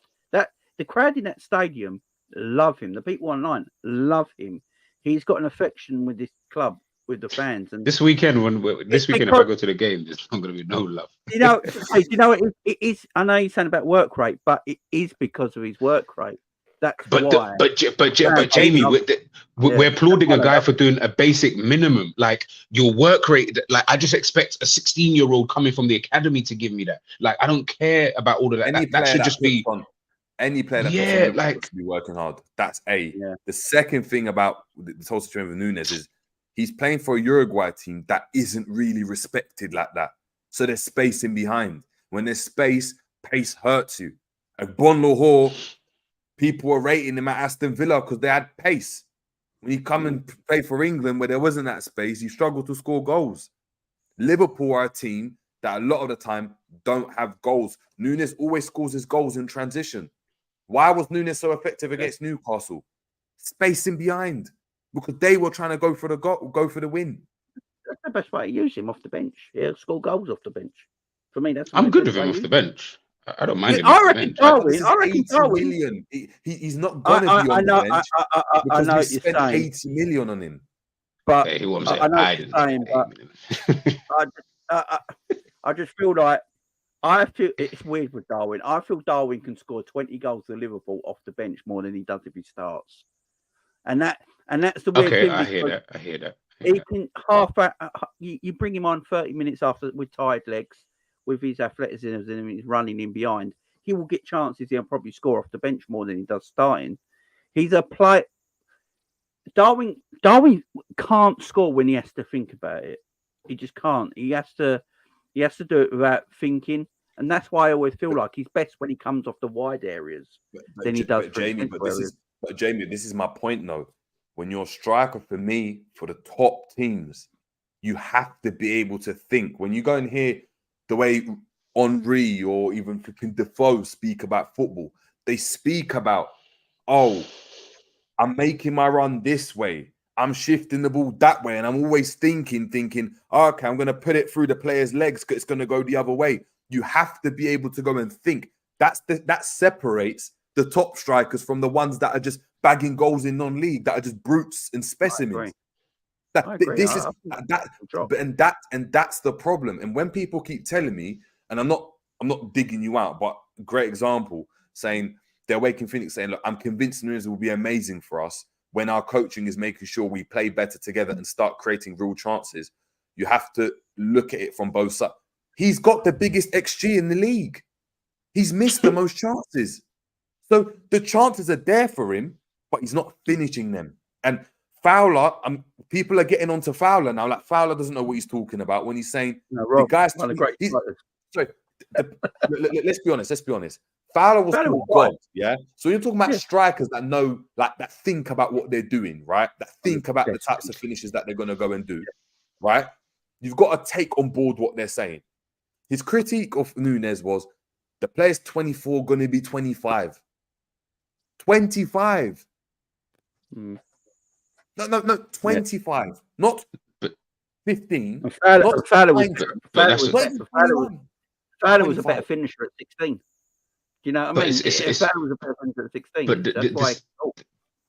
what Jerry's saying there, like we're treating this guy like he's Ben Doak's age, and we're like, all right, well, because he's so young, we know he's got bare. Like everyone sits here like they're flipping, like everyone sits here, and I think this is what I say, both sides, because I do it as well, but both sides, it goes too far, because the side of the people who are like, yeah, but like I'm listening to Spaces, and there's so many clowns like, yeah, he's got this Torres about him, and because he can do this.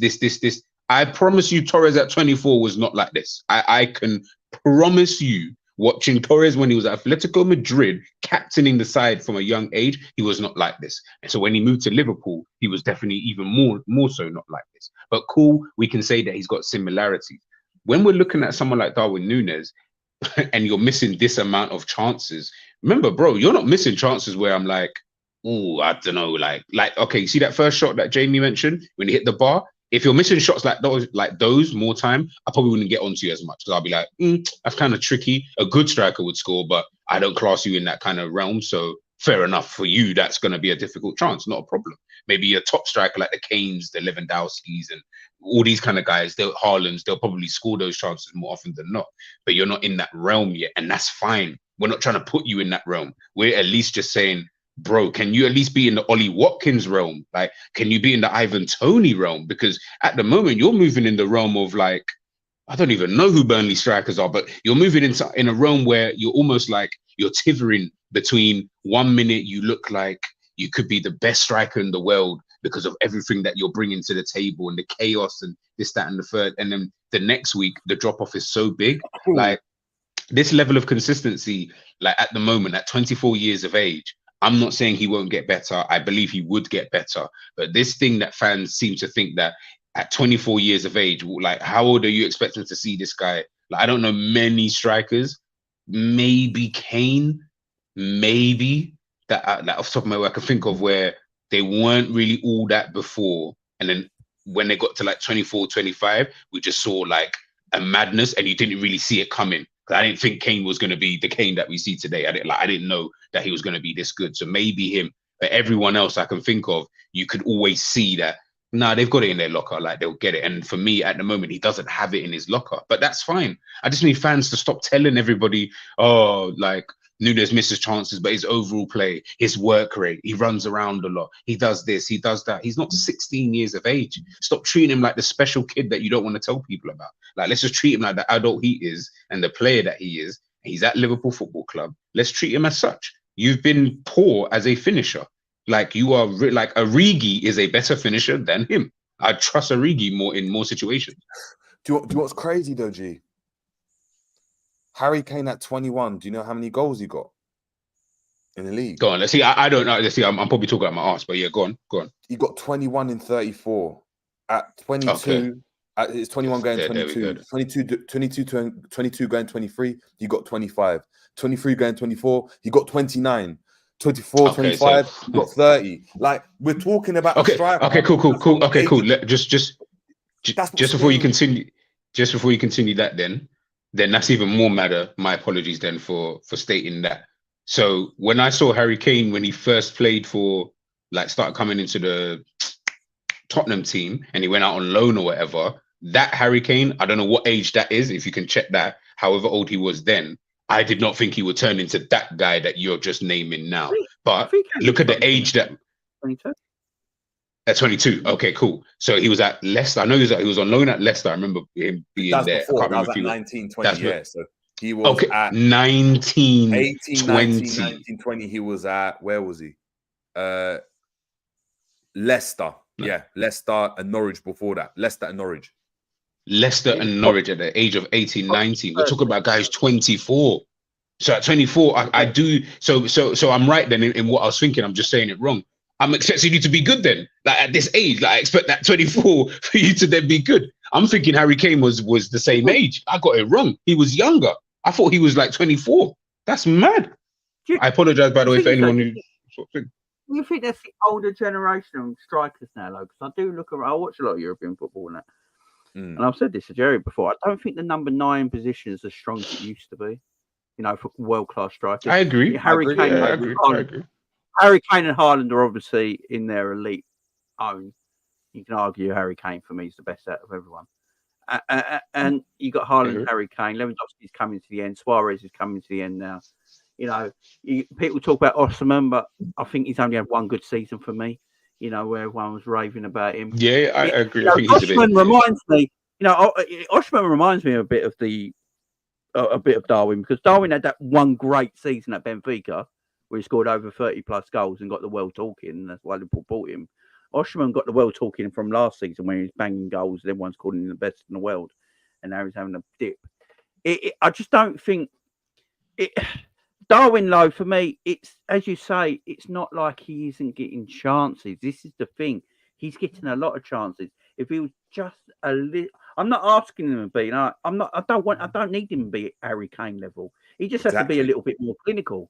And if he's just a little bit more clinical, he's sitting on probably top goal scorer in the Premier League right now with the chances that he's had.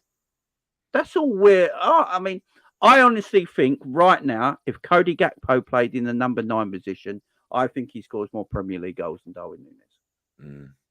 I think he helps Liverpool's play, and it's a great couple of questions from Honesty, which I'm going to obviously just discuss. He says, obviously, question, if a Suarez, Henry, who we all call GOAT attackers, are saying Darwin is a good player, then there must be something in Darwin.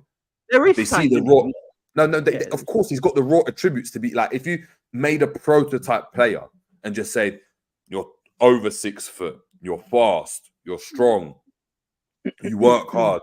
Those are the fundamentals that any striker would want. Like, a lot of strikers aren't blessed with that. Harry Kane wasn't blessed with blistering pace. You know what I mean? Like, Haaland's a great prototype. Do you know what I mean? Darwin's a prototype. But that doesn't mean talent that... there. There's talent there. There is talent there with Darwin, and I think that's what they're saying. You can see there is a raw talent in Darwin Núñez. The problem is... Can we swap him for how long does he keep staying raw for? Is he raw at 28? And how long does he remain a talent? We've done this with Man United fans used to do this with Lingard. He's 28, 29. They're calling him a raw talent. Lingard's 42. And you're talking about a player that's technical as well, bear in mind. Lingard was technical but not consistent. So this is another one as well from Honesty saying, look, in my opinion, Darwin is not our main goal scorer, even though he is the striker. Salah is the main guy. So I'm looking more at Salah than Darwin. Salah is better, so I expect way more of Salah. Fair enough. True. But it's not the way we set up, is it? There we go. And that leads me on. There's someone... Great. I hope it's the comment you're going... Oh, okay. No, sorry. No, where's the comment? No, there's someone put someone's... as I was reading the comments, they put up about XG. I was just going to say, in relation to what that comment that... he's XG. Oh, this one here. Yeah, he's XG. Where was it? I just saw it. I think should be relative. I can't see the comments up on the side. I just saw it. But if you can't find it, doesn't really make a difference in it. Darwin's XG is massive. That's what we're saying. He just has to be a little bit more clinical when he's got goal scorer. But this is where we move on to. So Salah is supposed to be the main guy, right? And this is why it becomes worrying for me. Hold on, not that. It's this one. Shots. So shots, Salah nowhere to be seen, right? Nowhere to be seen. That's really wide. Take-ons even nowhere to be seen, right? And we'll get on to take-ons. However, chances created, Salah's top with number 4. So even though Salah is the main guy, when Núñez is playing, Salah's not the guy that's supposed to get all the goals. He's a goal scorer, of course, but he's being tasked with creating now. This is why we spoke about his change in role since last season. When Núñez plays, he's a completely different striker. I'd play sad. I've heard a lot of... If you've got a number 9 and you're playing down the middle, what's your role? He's not dropping in deep. He's not offering us those other intangibles. We're not sitting here saying, he's not scoring, but he's playing like Gabriel Jesus. He's linking the ball up really well, like Bobby. He's not doing that. So if he's not doing that, he's not creating chances. He's not taking shots. Like Darwin's not taking shots in that game. He's not creating chances. He's just working hard. Let's look at it again. Shots, nowhere to be seen. We go to attacking aerial duels. 1 out of 4. Jimenez is wearing Diaz is winning more attacking aerial duels than Nunes. So his height is out of the question. He's winning 1 out of 4. He's won the same amount of headers as Willian and Bobby De Cordova-Reid. He's not taking anyone on. He's not creating any chances. And he's not having any shots. I mean, Trent is everywhere on that list. What the hell is Nunes doing then? Hear what I'm saying, man. We can sit here all day and talk about Darwin. I've said it for a while now. Salah at the moment is the creator. He's been asked to create for Darwin. And if you look at the amount of assists that Salah's actually laid on the plate for Darwin that Darwin's missed, then it's working the role that it's meant to work. But the problem is Darwin's not putting the chances away. So then we go back to it and think, right, just get Salah more in front of goal and just change it around, put Gakpo in there, get Salah more in front of goal. I personally think Salah's almost a 10 now. I'm looking at him thinking, I'll get a right winger and play Mo behind a striker. Just what I mean. But that striker can't be Nunes though, man. Like I've seen. No. It has to be like, if I'm being honest, look, let's just keep it real. Some people love him. That's calm. I don't even care anymore about this guy. If you like him, not a problem. If you don't like him, that's your problem. Ultimately, we've all seen enough players. Yes, we can't tell what's going to happen in the future. It's all hindsight, and I get all of that. But the reality is, we've watched this guy long enough to know that at this moment in time, you're not really the guy, and you don't look like you're going to be the guy. So instead of us doing this, because they play for our club, let's just get behind them, which is fine. Like, keep doing that, but also understand that the person you're getting behind is not all that. So when he is criticized, you just need to just hold that, because he's just not good enough. It's that simple. We're not dealing with, like, this is what I said about the whole, I know people wanted to do the Haaland thing, and this is what bugs me. Haaland missed the open goal yesterday. That's an L on Haaland. That's an L big time. He shouldn't have missed, but he missed. And I've seen him miss so many chances. Every striker does so. But guess what all the good striker does? They all, like, the good strikers will score the goals though. They will always score you the goals. None of us have confidence that Nunes will do that. Honestly, you said Salah is the more important player. Does that make Nunes exempt from scoring goals? Like, I can't sit here just because, like, if it was anyone, by the way, Gakpo, Jota, Diaz, if any of them missed the chances that he missed, I'd be getting onto them. Problem is, he's getting all the chances. I think the XG is high for Nunes, and he's underperforming his XG. So I'm sitting there thinking, all right, let me go back through all the chances. Are they all ones where I'm like, ooh, and I'm thinking, let's say 80 to 90% of the chances that he is missing are ones that he should be scoring. And that's what bugs me about him, because he isn't young. Sorry to interrupt you. Sorry, he's not trying to use Nunes and put it involved with these guys, saying, shout out to N saying, you new age fans will say Zidane and Ronaldinho are shit. I'm 42. I'm 42. I am not new age. Hold on. Nunes. Are you trying to put Nunes in? Are you trying to say Nunes is providing what Zidane and Ronaldinho provided on the pitch? But he's trying to probably make it seem like, because these guys are not scoring, like, because obviously Zidane and Ronaldinho weren't known for their goal scoring. I'm assuming. I'm not going to put words in Enz's mouth. They weren't. If you look at Zidane's stats, his stats are not as good as Frank Lampard's. But Frank Lampard was a way better goal scorer than Zidane. Way, like 10 million times better. I believe assists and goal scoring, right? But Lampard is nowhere near a footballer of Zidane's quality. So stats are misleading, aren't they? No, but it's not even that context, man. But that's what I'm trying to say. This is what I'm saying. So, okay, he's a striker. Let me remove that comment as well for a second. He's a striker. He's not taking enough shots. Fair enough. Is he taking on players? No, he's not. Is he creating chances? No, he's not. Is he winning his aerial duels? Is he holding up play well? No, he's not. So the intangibles he's not doing. So of course I'm going to look at the goals and assists if you're not giving anything else. It goes back to my point. If we had Bobby at his pomp when he weren't scoring goals, no one was saying anything. Exactly. Because Bobby was offering his goals. When Gabriel Jesus plays well but doesn't score, no one says anything. he's not scoring goals, but he's not providing anything else because he is designed to score goals. It's like when Haaland's not scoring goals, everyone's surprised with that pass he played last night because it was like, he played a through ball. Like, if Haaland's not scoring goals, Haaland is not offering anything, but he scores goals.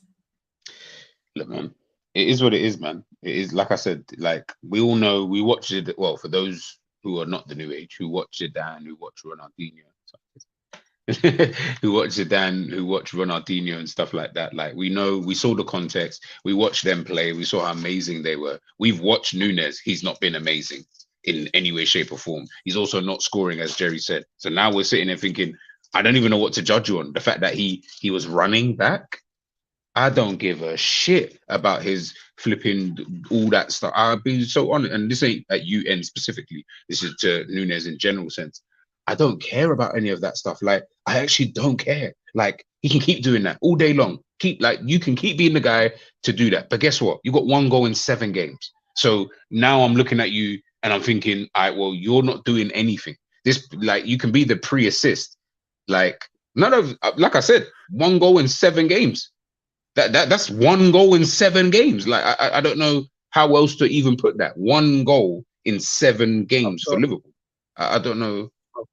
I've got Darwin. He scored against Bournemouth, I think. Darwin. I think he scored against Bournemouth. So since Darwin's been at Liverpool, so Darwin has played 62 games for Liverpool and he's got 22 goals and 10 assists. In the Premier League, right? No, that's his everything. That's all everything since he's been at Liverpool. 62 games, 22 goals, 10 assists so far. At Benfica, he played 80. That might be Premier League only, yeah. At Benfica, he played 85 games, 48 goals, 16 assists. So they had a good record at Benfica. And fantastic. Look, 62 Premier League games, 22 goals, 10 assists. 32 goals and assists. Sounds good. Sounds good. And this season he's played 20 games. He's got 7 goals. In all competitions, he's played 20 games, 7 goals, and 6 assists. That's like 13 GA in 20 games. If you look at the stats, it's not actually too bad. But if you look at the chances he has in games, it could be so much better. You can tell. You can tell that this is what I always find funny. Someone can tell me here in the chat real fast. And I know someone's gonna know. How many assists has Harry Kane got this season? If you know, you probably know how many goals he's got though. I think Harry Kane's got 18 goals and he's got 18 goals this season for Bayern Munich. I think yeah, it's mad. Cool. That's just Harry Kane. We can probably sit here and probably guess how many goals Haaland's got. Probably sit here and guess how many goals, I don't know, Salah's got. Probably guess how many goals Son's got. Guess how many goals, what's that, the guy in Germany who's bagging goals for Stuttgart? Boniface. No, that's by Leverkusen, Stuttgart brother. Garise, I'm butchering the name. Durasi, yeah. Yeah, that's it, him. We could probably sit here and probably find out, or know off the top of our heads roughly how many goals they got. But we don't care about their assists because they're scoring so many goals. So nobody actually cares how many assists that they've got. We've had to literally, for a striker, for a guy who's supposed to be number 9, which is usually the guy who's supposed to be getting you the goals, we're so concerned with adding his assist as well. Don't be fooled. I'm not the one who adds in Salah's assist. I don't care about Salah's assist. I never care. Everyone likes to add that in to make him look better than he already is. I know how great Salah is. I just look at his goals every year. I don't care. He can get 1 assist and I still wouldn't care because his goals would match up to basically to anybody else. But we always have to add in, let's put his assist in. This guy's not a winger. He's not Luis Diaz. That would be great because you'd be like, right, you're getting goals and assists. I don't care if you're getting assists, man. I just need you to score goals. That is it. So when you say he's getting 62 games and he's only got 22 goals, and I know the reality is he probably should have had about an extra 20 more goals added from all the chances. I start looking at that thinking, Jesus Christ, man. But like I said, some people like him, some people don't like him. It's fine. Like, I'm not here to argue and go back and forth with people. Like, you like what you like from your players. Me personally, I don't know. Ends, remember on your stream yesterday, you said maybe it's time we start Gakpo. So maybe now it's time we start Gakpo. Maybe it's that time, man. Exactly, man. Exactly. Looking at some of them here as well, just interesting. And I kind of wanted to discuss this. I know we've been on for quite a while, just 5 minutes more or so. Trent, like I'm going to talk about Szoboszlai and Trent now. Maybe I'm wrong for saying this, but I think that in the early part of the season, and maybe Jamie, you can disagree or agree with me, I think we relied on Szoboszlai a lot. I think Szoboszlai was all action. He was defending well. He was attacking well. He was scoring ridiculous goals. He was taking players on. He was doing last-minute recoveries. He was clocking the fastest speeds in the Premier League, doing everything, all action. And we thought, listen, if we've got this player and he can maintain this level, we're talking about a unicorn of a player. Again, like a player that can just do everything. Perfect clock player. He slowed down. But whilst looking at the stats, I find this really interesting. We look at Trent here. He created 2 chances. Look at Trent in terms of take-ons. Most take-ons out of anyone in the game. Look at shots. Second in terms of the amount of shots taken in the game. From fullback as well. And then we look at ball recoveries. And as we said, ball recoveries are always associated with defensive teams that are having to defend a lot. And Anthony Robertson, I really like him as a left-back. I really, really like him. Trent, though, with 10 ball recoveries. He's all action at the moment. He's all action at the moment. And it's like, and the question I've got is, and to everyone in the chat as well, are Liverpool relying on these outstanding individual performances from players that are all action to go and get us across the line or win us games? Szoboszlai was doing it earlier on in the season.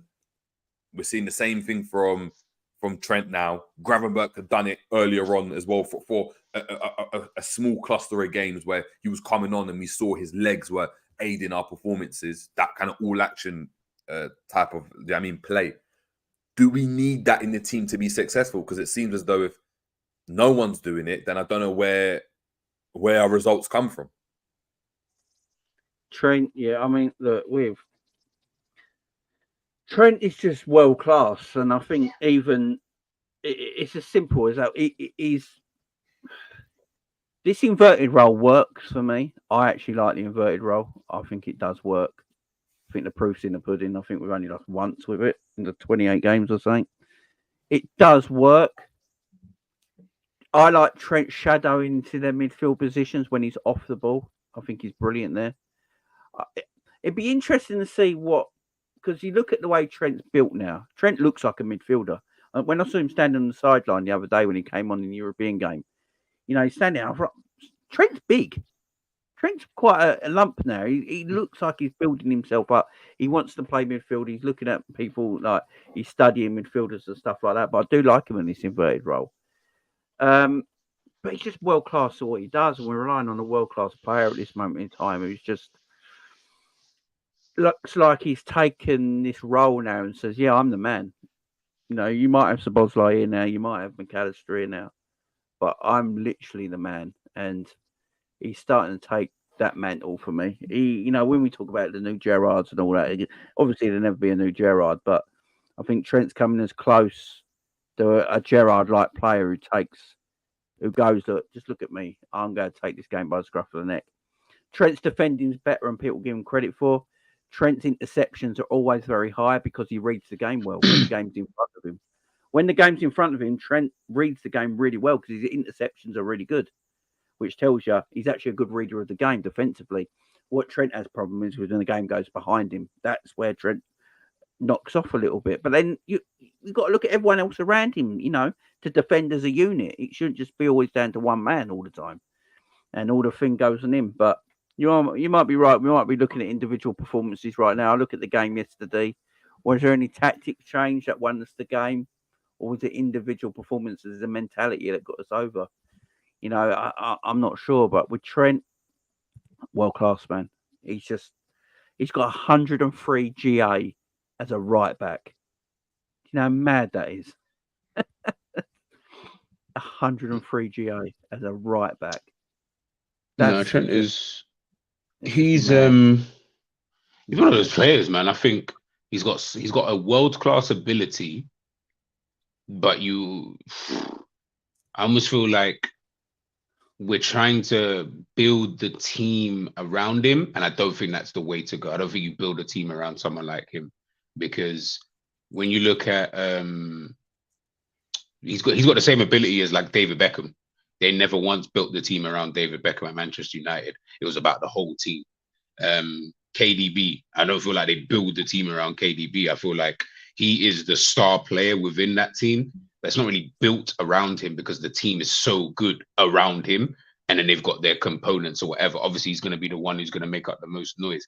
I think we're doing it a little bit differently. Like, we're not Villa, where you might say, all right, well, Ollie Watkins, you're the guy. We're going to try and build this, or Douglas Luiz in the middle, you're the guy. So we're going to try and build a team around you. We're not of that kind of level. And I think when you've got someone with this like world-class quality who plays right back, don't build a team around him. You now have to find a way to play with him, which is going to get the best out of him. So when Jerry's talking about this all action stuff, maybe he's going to have to add that to his game. So then maybe he does become that player. So then we can move forward. Or Szoboszlai, when Szoboszlai what he was before, maybe he has to be the guy. If no one's in there, Liverpool do look like they struggle. They look lackluster. The midfield gets bypassed. It just looks ordinary and stuff like that. But I've always said we never built the team around Trent before. So I don't know why we started doing it now, because he's always had this passing ability. Like, he hasn't got better at passing. He's exactly the same as he was 2 seasons ago when he was excellent. You know, one of the best passers in world football, if not the best, if you want to say. Like, so why we decided to start building a team around him, I don't understand, man. We know what works. Jerry mentioned this before. Jamie's mentioned this before. We've seen what the barometer is for what we can achieve. Just go back to that. Just go back to it, because it works. And then we move. The team has always been built around Trent. Because if you look at the way we set up with Trent and Robbo in the past, the way we set up was to let Trent and Robbo do their thing.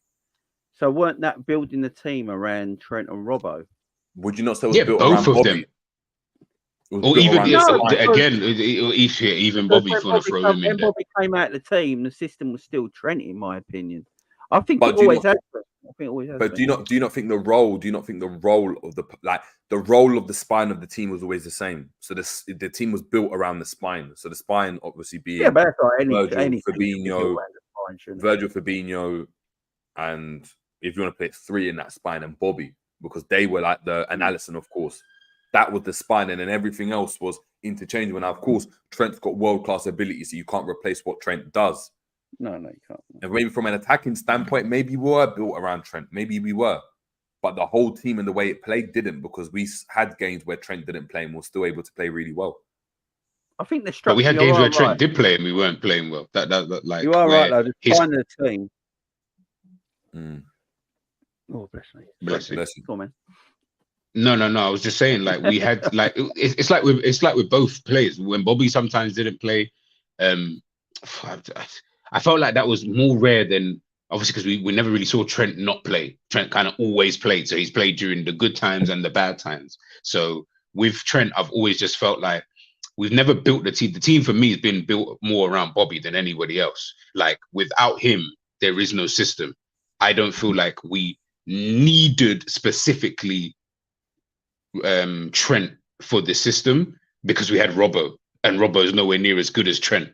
So that just tells me that you could have had someone else there, like Gomez, play the same position. You wouldn't have got the same output in terms of assists, but you still would have been good enough to do what you needed to do. As opposed to now, we've tried to almost expand upon that, and we've said, all right, we're building this system around you. Because you're so excellent at this, we're now saying you're so vital, we have to build it around you. But you're the right back.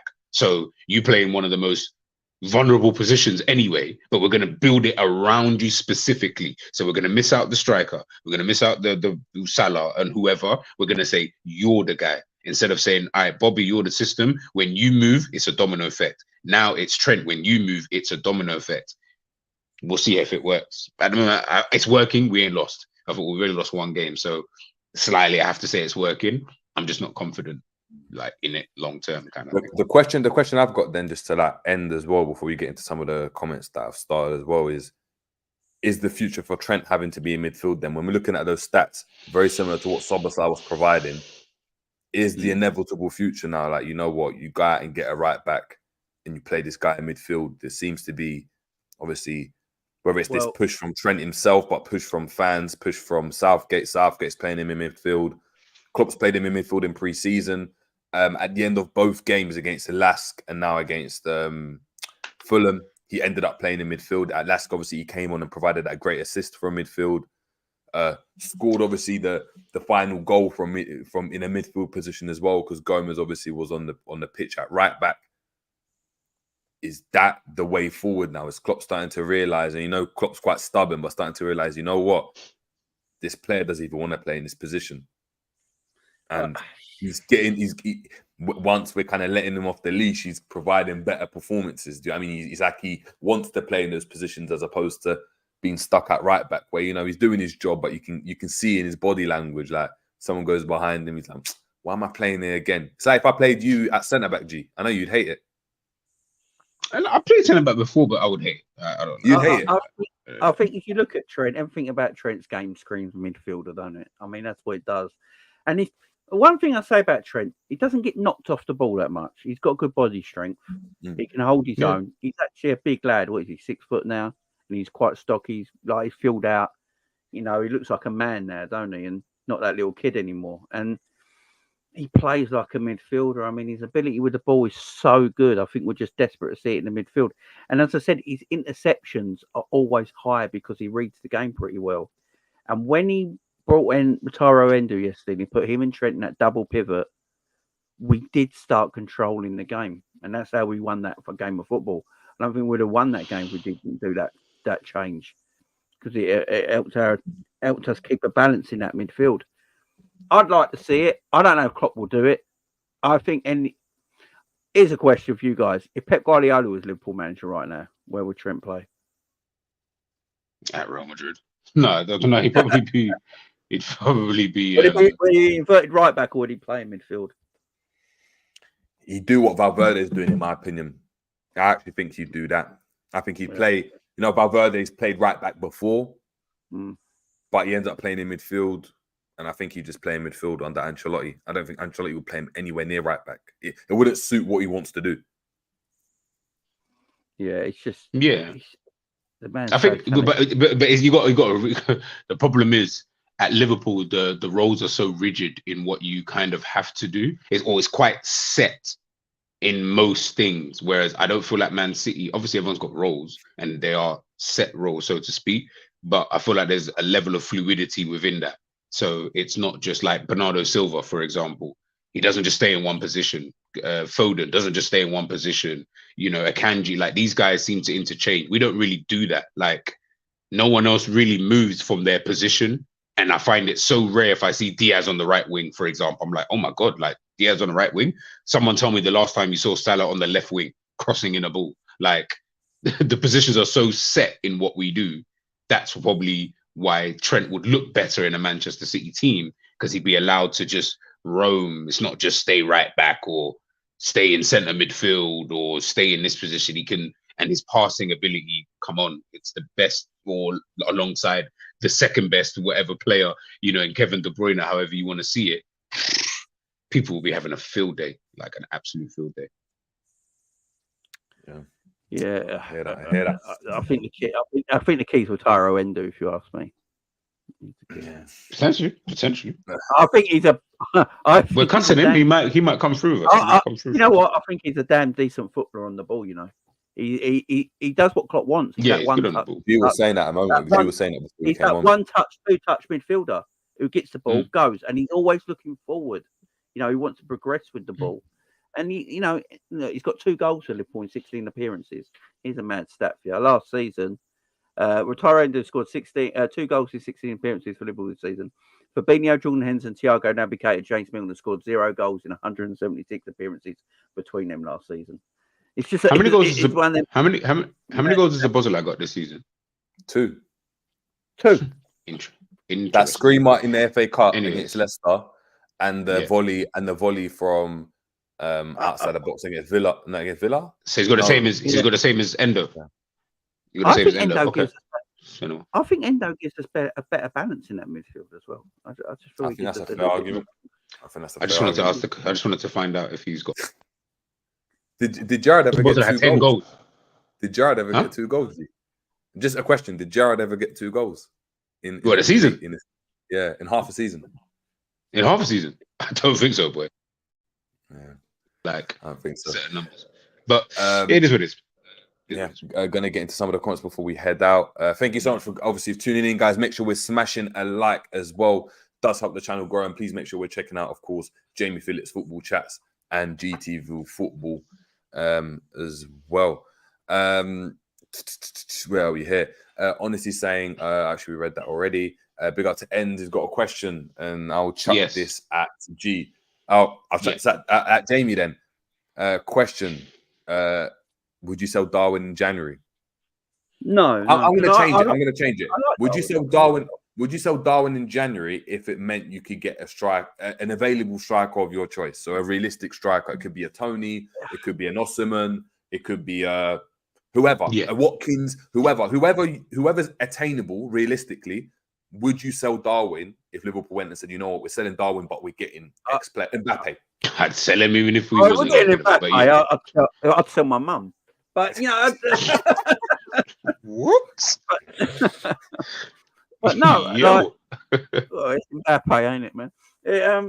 No, but with Darwin, I don't know who I would swap for him. This might sound mad. I hear it. I don't know. I don't know. I'd actually swap for him because I don't think Tony would quite work. For the way we play, I don't know. I'd swap. I like Darwin, as I said. I mean, Darwin's got a place in this team. It might just not always be on the pitch. It might be an impact sub, but he has got a place. I do say this though: if Liverpool sold Darwin tomorrow, Liverpool make all their money back on his transfer.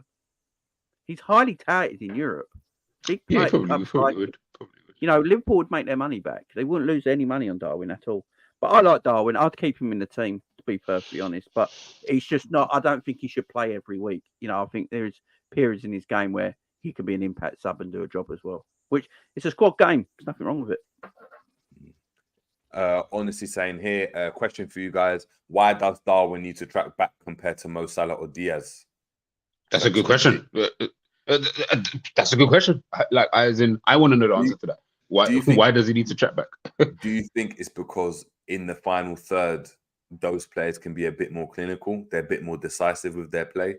They maybe retain the ball a bit better. Let's say Darwin wins it back or tracks back and we win it back as a result, right? If you play the ball up to Salah or Diaz even, or Jota or Gakpo, are they more or less likely to keep and retain the ball and do something positive with it as opposed to Núñez, who needs space to attack? No, I just think they're lazy. I just think the other two are lazy. You think so? I definitely agree with that. I think Darwin's just all business or action. This is just natural to him. I think it's just natural. I don't think he's told. I think even if he was told something, I think he'd ignore it. I just think Darwin's that kind of player. He will chase. I don't think. Back.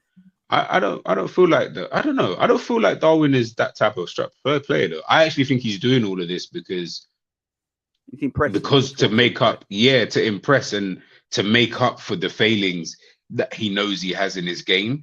If you're doing the work rate stuff, as we said, fans are very, I don't want to be rude, but fans get excited very easily over these kind of things. So people will look at that and be like, oh, he's running around and he's doing this, he's doing that. He must be whatever. So you get endeared to fans a bit quicker, which then maybe even might help with other things, in terms of the manager picking you because he knows, well, Darwin will track back.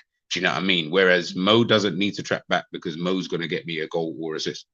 Do you know what I mean? Like, I don't want Mo to track back. To be fair, but just in a general sense. Yeah, Mo shouldn't track back anyway because of his. I think you want the best out of Mo. Like no one really like Mbappe don't track back because you want Mbappe in front of goal. Diaz on the other hand. That's a different question. He needs to do a bit more defensive work for me. But yeah, Salah, he's like that Mbappe role. You want him. You don't want a 32-year-old running up and down the wing, defensively and attacking. You want your goal threat in front of goal. But Diaz has just got that young, childlike energy about him, ain't he? So he just, as you say, just runs everywhere.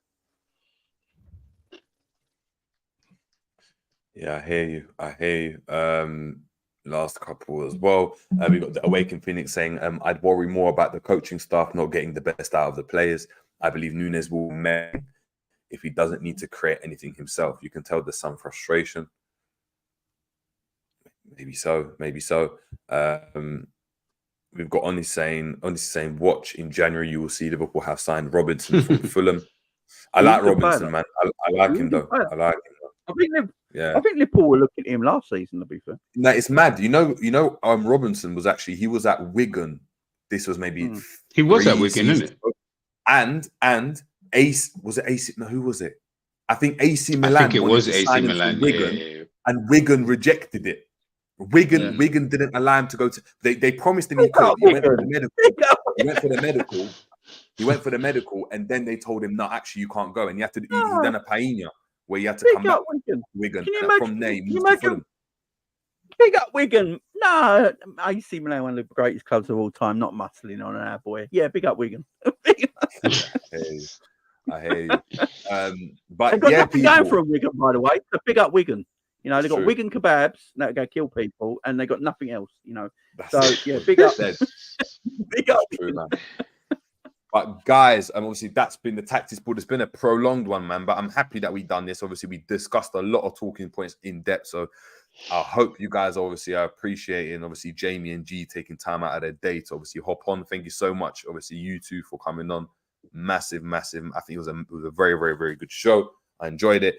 Big up to obviously everyone that tuned in the comments as well. Before I head out, and before I make my little statement as well, just letting people know what's going on. Jamie, do you want to let the people know what's going on Jamie Phillips Football Chats? What's coming up? So I was going to do a show later, but what I'm going to do, I'm going to spend a bit of time with the wife. So I'll probably do a show tomorrow now. I'm going to do some kind of Liverpool debate tomorrow. So yeah, it should be interesting. So yeah, about 6 o'clock tomorrow. Make sure of the night, I'm going to spend with the wife. Amazing. Make sure we're obviously tuning in for that. And G, what's popping, man? And GTV. I mean, I ain't got no wife, so you know. But I'll drop some. Yeah, well, this is it. This is it. I'll drop my match reaction tomorrow, probably at some point. Same thing, really, just talking about the game and few talking points and etc. But other than that, aren't we playing on Wednesday? Yeah. Against Sheffield United, who are turning to AC Milan. There you go. So yeah, well, this is it. This is it. I can see that happening. So yeah, I'm gonna. If you're doing a Wednesday, if you're doing a watch along, no, not even a preview. If you do a watch along, I should be about. If we do one, yeah, so just we'll chat. Yeah, obviously, I've got the preview. Well, we've got the preview on the Jerry James show coming tomorrow as well. It's going to be redirecting you after this video. So please, everyone that's tuning in, make sure we get 40 likes off the bounce off of everyone. For that preview tomorrow. And yeah, so obviously I haven't been as active on YouTube and stuff for a while. Been very, very busy. People obviously talking about why is the beard mad long? Why haven't you had a trim and stuff? So some of you would know, but next year I'm running in a marathon. Shit. Yeah. I'm running in a marathon, guys. So it's been hectic because I'm having to juggle training and work and coaching and streaming and house life and all of that type of stuff. So it's been very, very difficult to get into. But I will be running for men's mental health charity Mind as well. So what I'll do for the preview, I'll make sure the link is it'll be in the description, but it will also be pinned in every single video leading up to there. So if you want to donate, please donate. Guys go through mental health all the time and don't talk about it. Or you go through it, you don't even realize that. Pardon? You're not going to wear that Discord by a while. You're not going to wear that. I'm gonna wear a clock mask. That's what I'm gonna wear. I'm gonna wear a clock mask. I think you should wear a clock out t-shirt. I swear you got one printed. What? I swear you got a clock out t-shirt printed. You might as well wear it. I might as well, innit? I might as well. But yeah, I will be obviously sending the link in. Should have obviously started this much earlier, but It's been very hectic. So obviously we're getting it up and running. The link's going to be posted on my Twitter, on my Instagrams, on all my socials. So if you can donate anything, that will be amazing, because we've got a big target to reach. But if we can reach the target, that will obviously be good. So obviously that's what I'm doing. So if you start looking at me thinking I look ill, do you know what I mean? Like, things are looking baggy on me nowadays, and that's because the running's doing its job, innit? The running's doing its job. So yeah, big up to yourself. Yeah. Thank you so much, everyone, for obviously the comments as well. Honestly, is asking here before we had that saying, yeah, JJ, why going with the watch-alongs? The watch-alongs, we're doing the watch-alongs. The problem is, me and G are in there, and there's like 20 people doing a watch-along because everyone else is watching Jamie's. Wink. That's right. No, but no, we will do the watch-alongs. We will bring them back. We just got to make sure that, I mean, the numbers are up, because it takes a lot out of us, those watch-alongs, because you've got the watch-along, then we've got to review the match, and it takes a lot of time out of our day. But 4 hours. Yes, exactly. So, but look, people, I will give more info regarding, obviously, the marathon and how you can donate if you can. But yeah, thank you so much, obviously, for tuning in. Yeah, it's been the J James Show, people. Stay blessed, and we are out. Have a good evening. Peace.